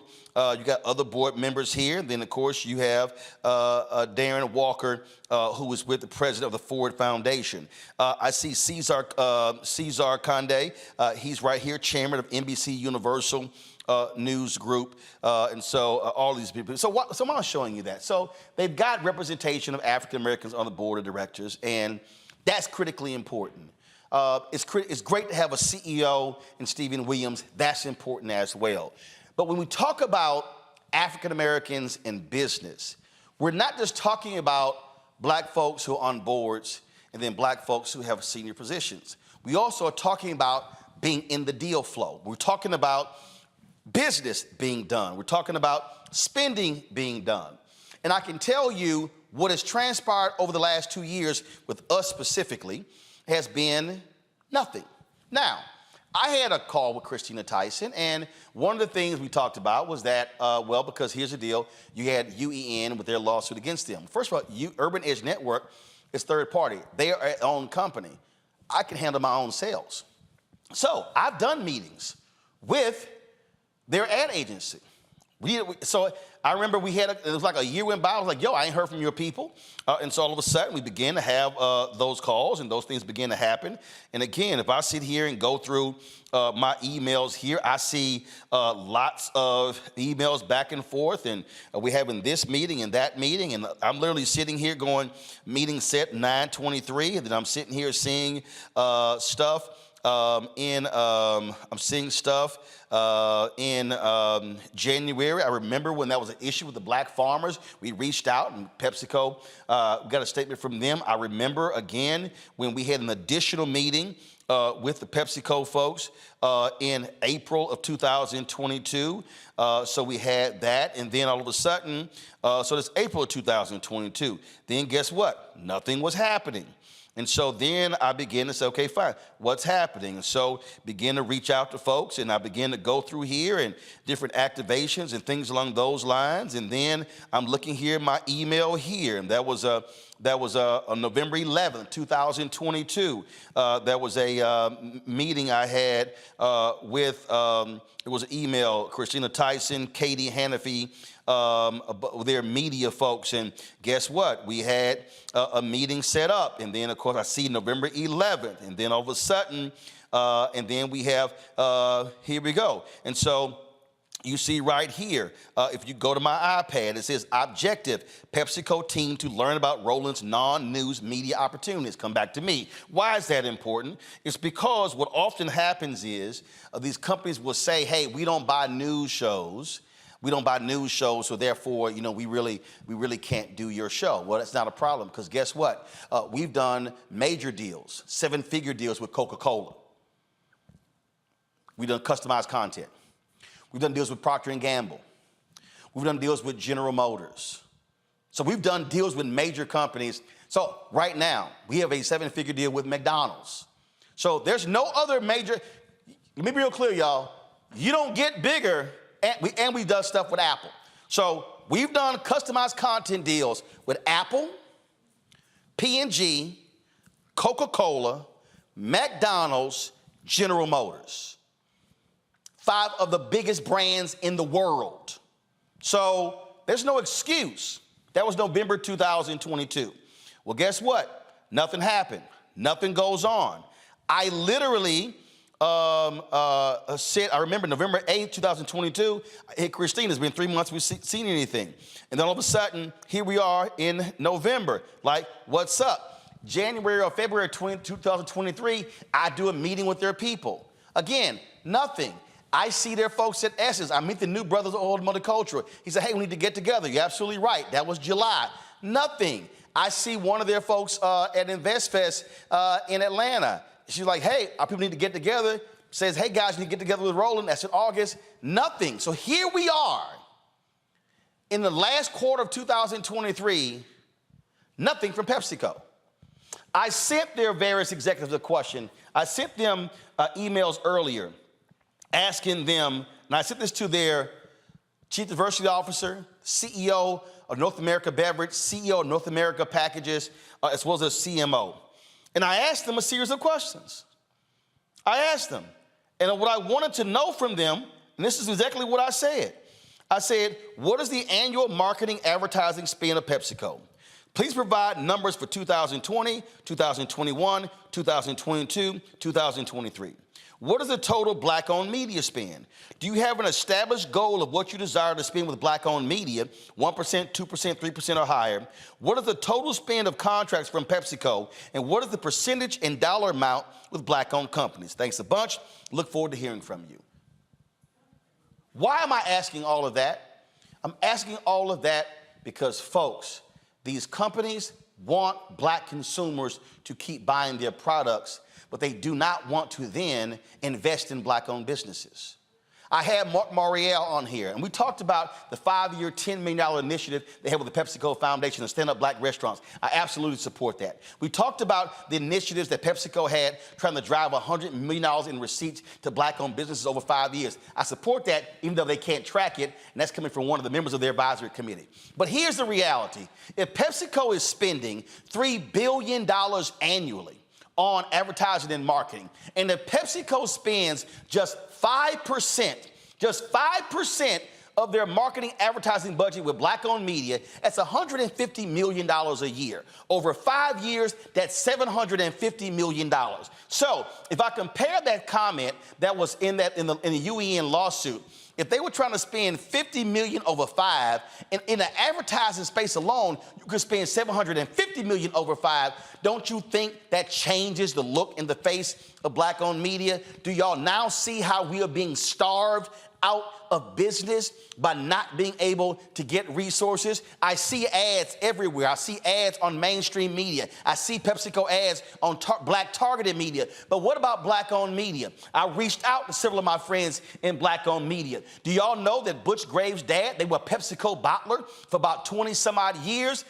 They haven't had any PepsiCo advertising in at least a decade. I reached out to my folks at Rolling Out. Munson Steed, nothing. I reached out to Ben Chavis, head of the NNPA, the Black Press of America, advertising, nothing. Shall I go on? I reached out to, so these are black-owned media companies, nothing. Now, PepsiCo does business with Revolt. They got a great deal with them, but this is not about one black-owned company getting advertising.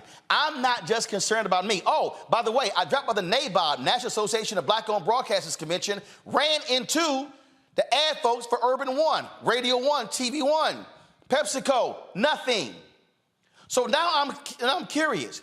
If it's not Black Enterprise, if it's not Urban One, if it's not NNPA, if it's not Black Star Network, if it's not, who else y'all spending the money with? Because we're not talking about a number of larger black-owned media companies. When we challenge these companies, when we challenge General Motors, who haven't spent a dime with us in 2023, even though I made clear last year I wanted a multi-year commitment, and they not even tell us what they're going to spend in 2024, guess what happened? We found that all these companies were spending 1 or less than 1% with black-owned media. And because of our pressure, all of a sudden they start making commitments. Oh, we're going to do 2 and 4 and 6 and 8. But had we said nothing, we would still be getting 1%. So if y'all want to know why black-owned media is small, do you want to know why black people can't contribute more money to HBCUs? If you want to know why we can't buy our own tables at the NAACP, the National Urban League Convention, you want to know why we can't contribute to Congressman Jim Clyburn's campaign or other CBC members or anybody else? It's because black-owned media and black business overall are literally being frozen out of the economic pot in this country. They are feeding us a crumb and trying to convince us it's a meal. Hell, PepsiCo not even feeding us with their chips and their drinks. We literally are getting nothing. And so you as the black consumer do understand they want you to keep buying their products. They want you to keep spending, but they do not want to spend with black-owned media. Now, I told PepsiCo, I'm going to give y'all time.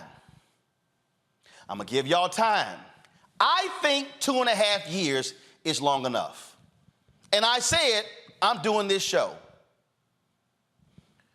We don't get to where we are if black folks remain quiet. Operation Breadbasket was not about that.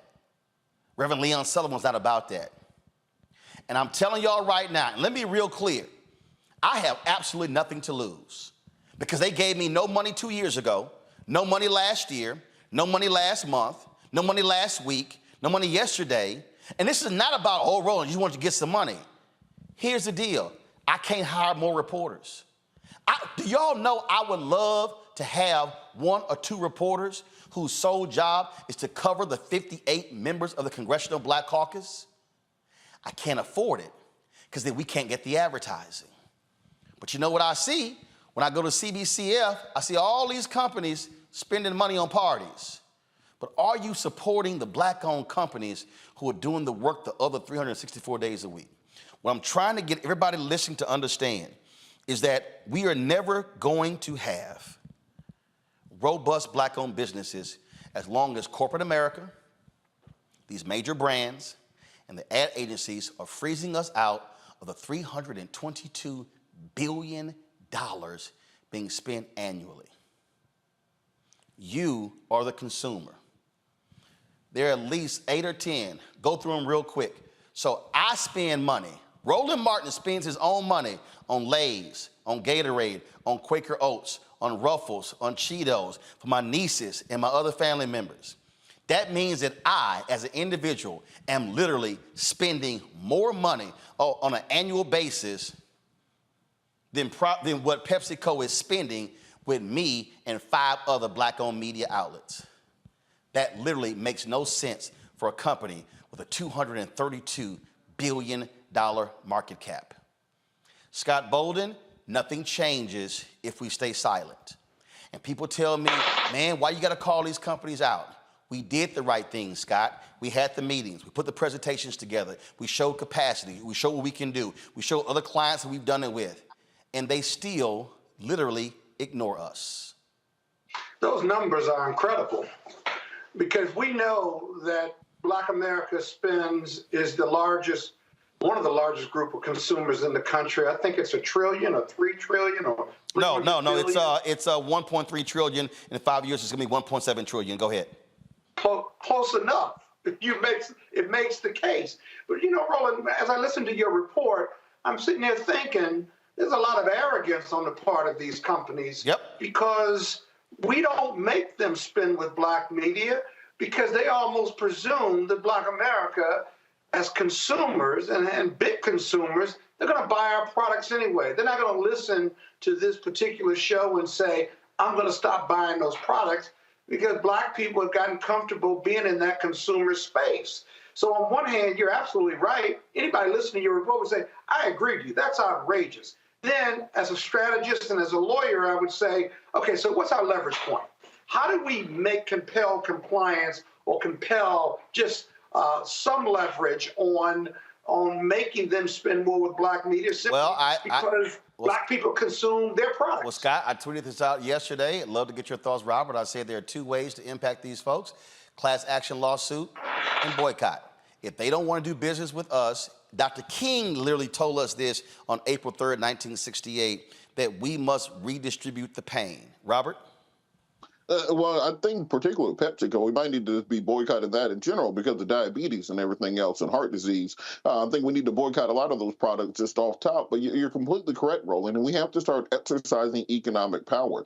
Not only should we be looking to divest from people who don't invest with us, but we need to be investing in Black-owned businesses within our own community to grow them to such a size that they will be able to have the capacity to invest into Black media. You have to create an entire circle, entire ecosystem around this. There are plenty of Black-owned soda companies in this country, small mom-and-pop shops that you can order on Etsy that would love to grow and that would love to have the opportunity to have those dollars that we are giving to PepsiCo every year. There are plenty of potato chip companies around here that are made out of people's kitchens and sold at farmers markets on the side of the road that would love to have the support of the Black community to get behind them. There's not enough simply to tell people who we aren't going to spend money with. We have to vote with our dollars and start supporting people in our own communities, grow those businesses up, and then when we're able to create the economic system where we can support ourselves. Go to my iPad. Rebecca, you get the final comment here. This is what Dr. King told us in his mountaintop speech, because too many of us focus on the mountaintop part, not what he said above. He said, we don't have to argue with anybody. We don't have to curse and go around acting bad with our words. We don't need any bricks and bottles. We don't need any Molotov cocktails. We just need to go around to these stores, into these massive industries in our country and say, God sent us by here to say to you that you're not treating his children right. And we've come by here to ask you you to make the first item on your agenda fair treatment where God's children are concerned. Now, if you are not prepared to do that, we do have an agenda that we must follow, and our agenda calls for withdrawing economic support from you.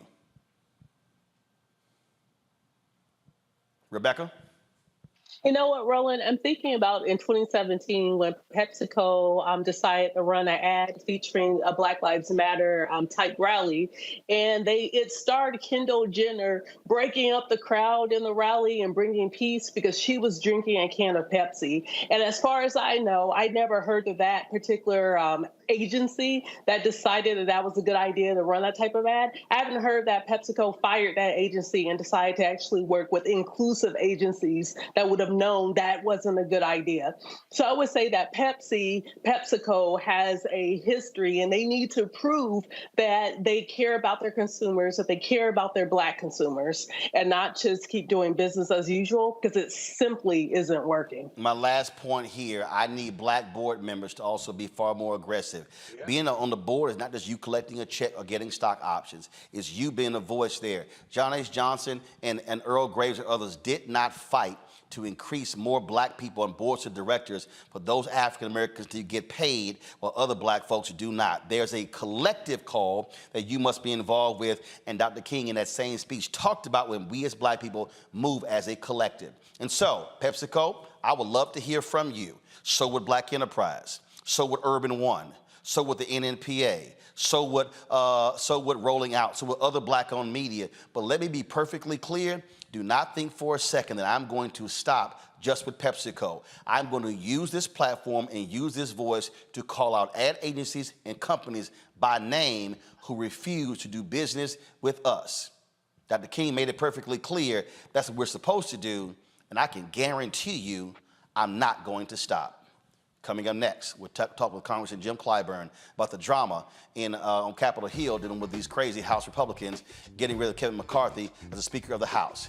You're watching Roland Martin Unfiltered right here on the Black Star Network, Black owned, all day, every day.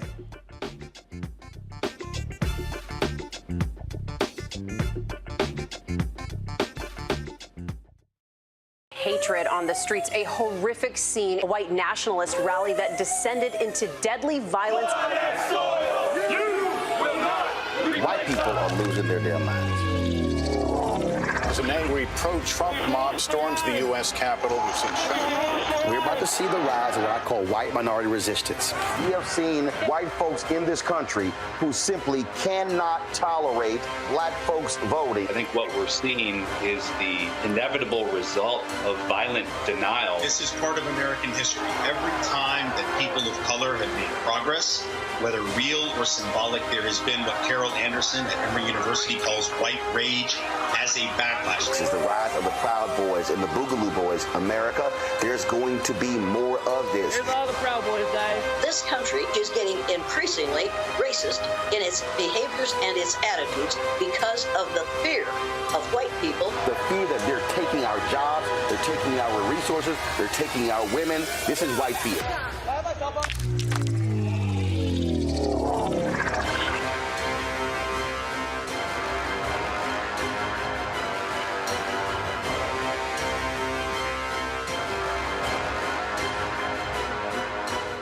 Next on The Frequency, right here on the Black Star Network, Shanita Hubbard. We're talking about the ride or die chick. We're breaking it down. The stereotype of the strong Black woman. Some of us are operating with it as if it's a badge of honor. Like you even hear Black women like aspiring to be this ride or die chick, aspiring to be this strong Black woman trope at their own expense. Next on The Frequency, right here on the Black Star Network. What's up, everybody? It's your girl, Latasha from the A. And you're watching Roland Martin Unfiltered.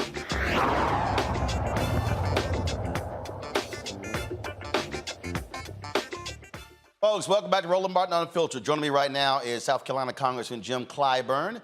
Glad to have him on the show. Congressman, before we talk about the House deal, I do have to ask you what I just talked about. Look, you met your late wife, Emily, in jail. You were out there fighting a good fight for civil rights and economic inclusion. How shameful is it that here we sit, look, you're 83 years old, I'm 54, turned 55 in November. Here we sit in 2023, and we literally are still talking about trying to get more than 0.5% or 1% of these companies that do business in our community, but then don't want to do business with us, like PepsiCo. Well, I want to thank you very much for your approach to this, Roland. You are raising an issue, as you said in your presentation. It's not new. You've quoted pretty extensively from Dr. King, who raised these issues way back in the 60s. He talked about being able to sit down at the lunch counter, but being able to purchase the hamburger or whatever you're sitting down there for.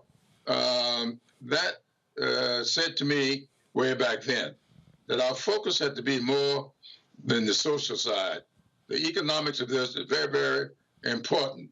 I want you to be able to support the Congressional Black Caucus, its foundation, its institute, its PAC, and its members. And as you said, you do that when you are able to get a good return on the investment you've made in Black Star and the investment you continue to make. And the only way that can be done is for those products that we consume, the manufacturer of those products, to be spending equitably in the African-American community.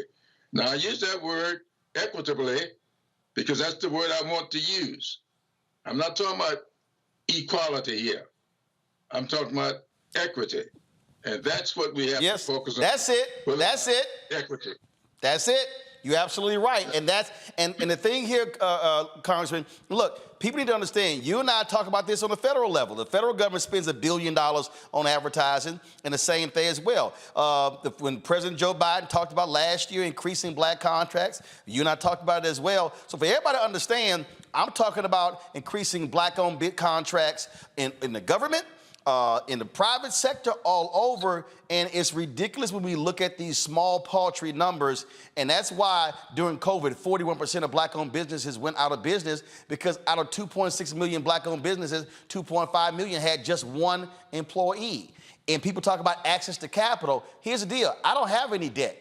I have no debt. I don't owe anybody. So I don't need access to capital. I need contracts. If I get contracts, I now got capital. Absolutely.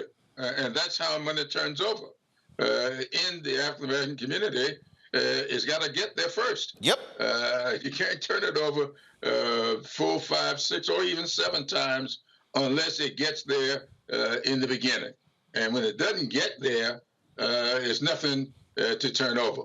And so all of the businesses that we have in the African-American community, from private to public, they rely upon these dollars getting into the pipeline to begin with. And that's where we are lacking tremendously. And we, in the Congressional Black Caucus Institute, are beginning to focus a little more on that. And I think you're going to see much more focus in the not-too-distant future. Absolutely. Because we've got to.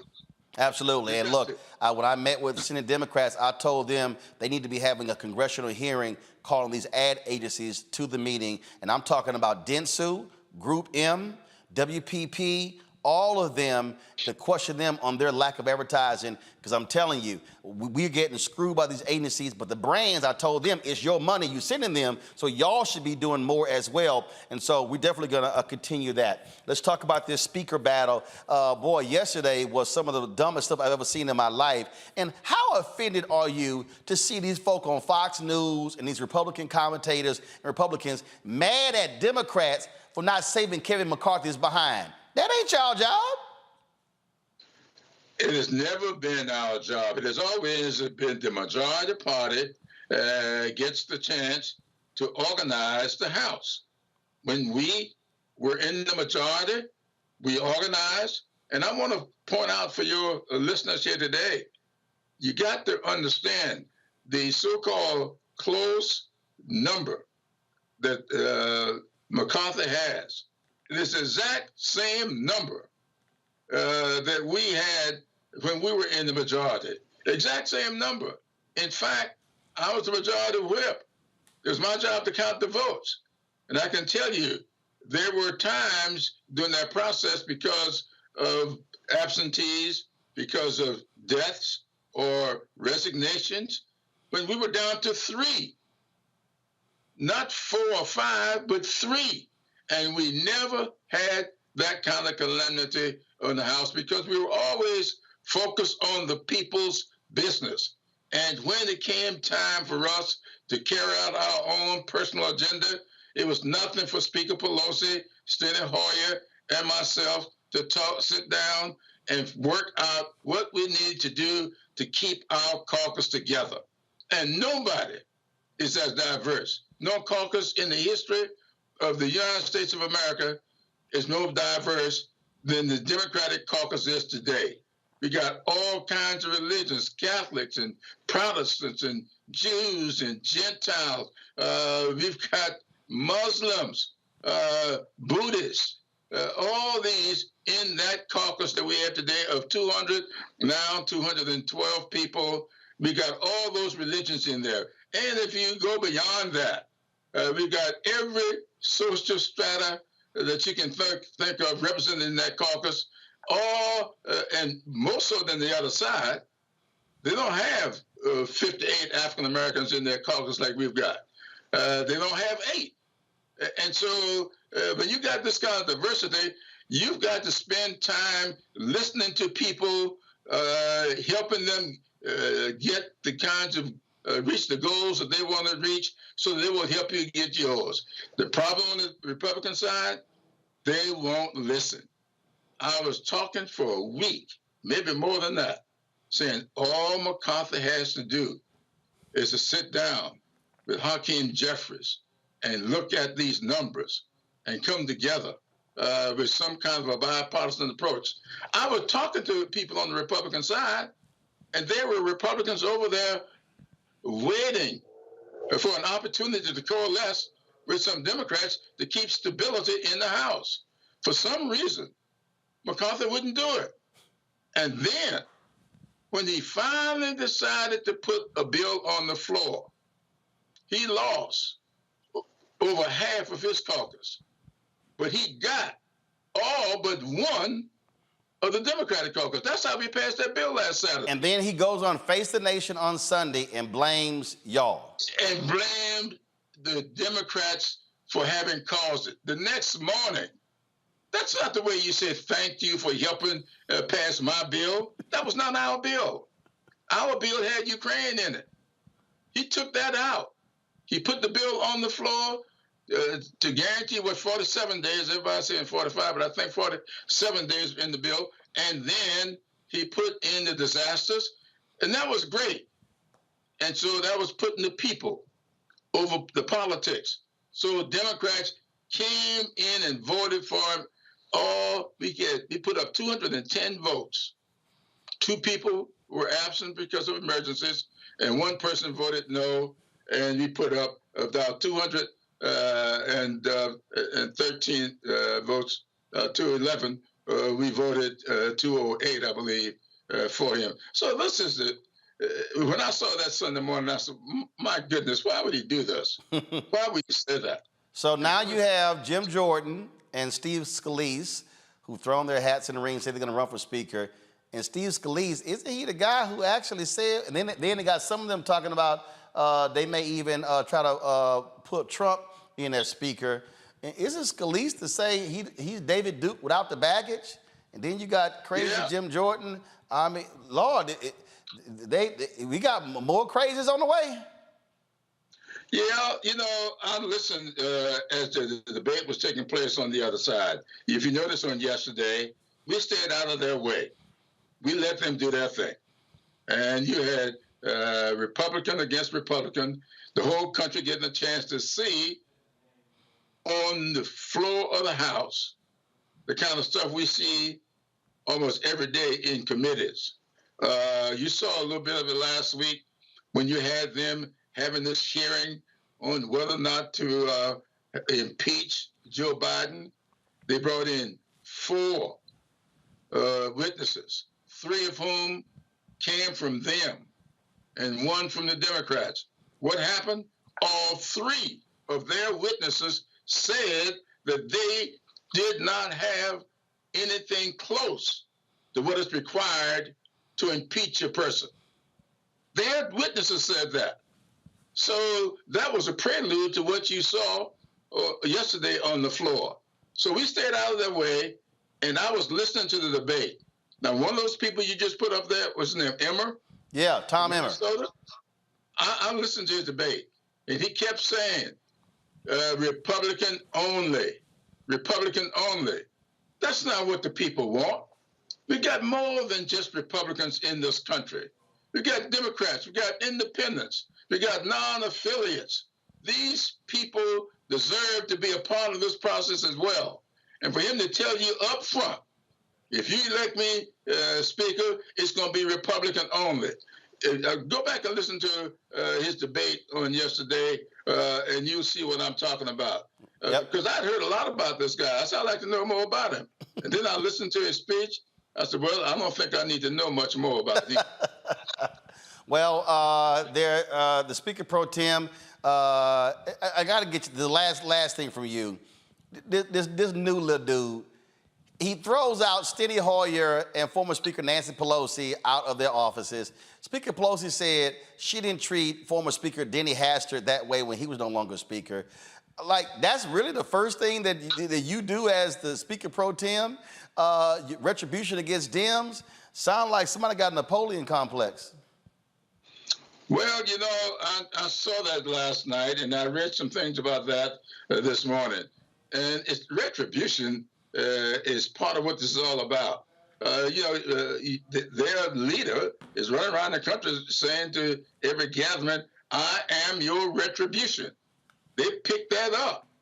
Their whole thing is to mimic Trump. And they may not see what I see or feel what I feel. I can tell you, getting on and off airplanes as I did today, listening to people in the airports as I do, Trump is losing credibility fast. There are other people. Sometimes they walk by me in the airport and almost whisper. Don't want anybody else to hear. Keep doing what you're doing. You got more friends out there than you think. They are intimidated. And so Trump has bullied a lot of people, but he don't bully the Attorney General up there in New York, and she told him that today. So they got to know this guy is falling like a rock, and by the time we get to the presidential election next year, I think they'll see that the vast majority of American people rejecting that approach to governance. Let's sit down. I would hope that the Republicans would put somebody up for Speaker that even I could vote for. Though they won't, hopefully they won't need my vote. But if they put somebody up that's decent, and you got only those 8 or 9 people who decided they don't want somebody that's decent, and that person they put up sits down with Hakeem Jeffries, we might be able to get enough votes on the Democratic side to offset their foolishness, and he still be able to run the caucus or the House with a vast majority of Republicans. Congressman Jim Clyburn, I appreciate it. I see that John Lewis book just over your right shoulder. Keep making good trouble. Oh, absolutely. And I have been blessed with my experiences. The book right next to him. Yes, sir. Thanks a bunch. I appreciate it. Okay, buddy. Thanks a lot. Real quick, final my comment from my panel here. Robert, the Republicans, a total mess they've made of this whole deal. And again, how are you going to blame Democrats for y'all screwing this whole thing up? Robert, go ahead. Well, I just want to remind people, Republicans are in the middle of the worst week ever. We start last week with Donald Trump being declared a fraud on Monday. On Tuesday, by Wednesday, you're having the Republican debate where they talk about invading Mexico and curtains in Nikki Haley's office. By Thursday, you're having the impeachment hearings where the witnesses said that they don't need to be there and there's no point in this impeachment hearing. By Friday, there's a government shutdown countdown. By 7, Democrats saved them from a shutdown. By Sunday, you have Matt Gaetz threatening to vacate Kevin McCarthy, and Kevin McCarthy threatening to expel Matt Gaetz for having sex with underage prostitutes. Monday and Tuesday, Donald Trump is in the courtroom. Tuesday night, the Republicans are closing down Congress and heading home for the first vacation of the speakership in American history. Never catch a falling knife. Let these people hit the floor. Rebecca? Just the way this whole thing is playing out, I wouldn't be surprised if in some bizarro twist that Hakeem Jeffries actually becomes the next speaker. I mean, at this point, anything is possible. Unfortunately, with McCarthy, he wanted the title, but he didn't have leadership. This is what happens when you elect people because of power versus electing people so you can actually govern and legislate. Scott? My mother would have called it ignorance on display, not ignorance, ignorance on display.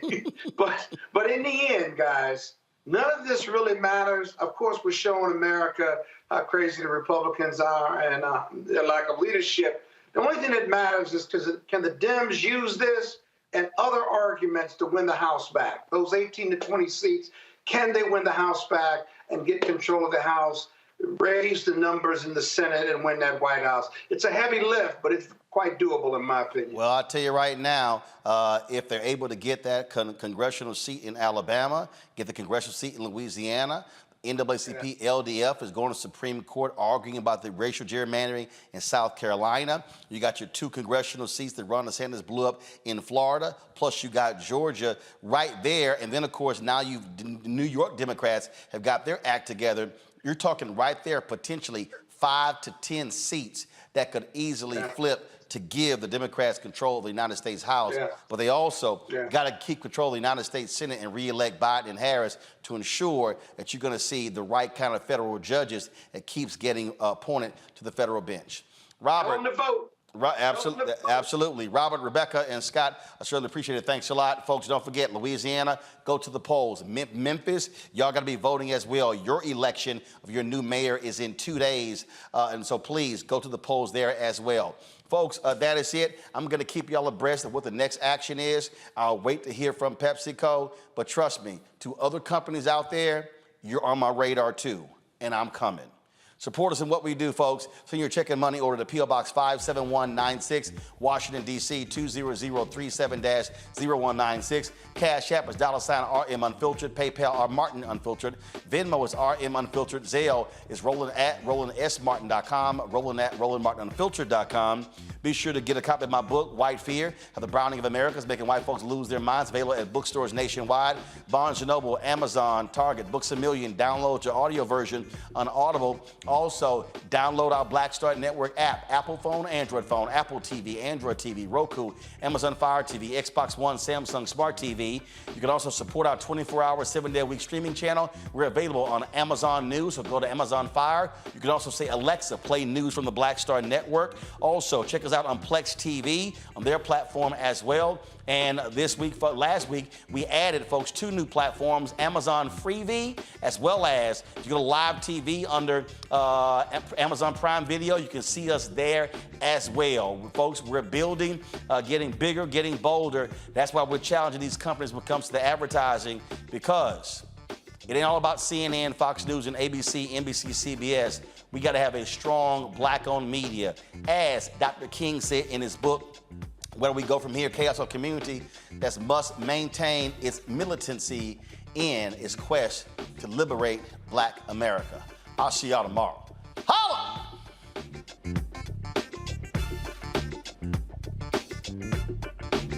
Folks, Black Star Network is here. Hold no punches! I'm real revolutionary right now. Support this man, Black Media. He makes sure that our stories are told. Thank you for being the voice of Black America, Roland. Stay black. I love y'all. All momentum we have now. We have to keep this going. The video looks phenomenal. See, there's a difference between Black Star Network and Black-owned media and something like CNN. You can't be Black-owned media and be scared. It's time to be smart. Bring your eyeballs home. You dig?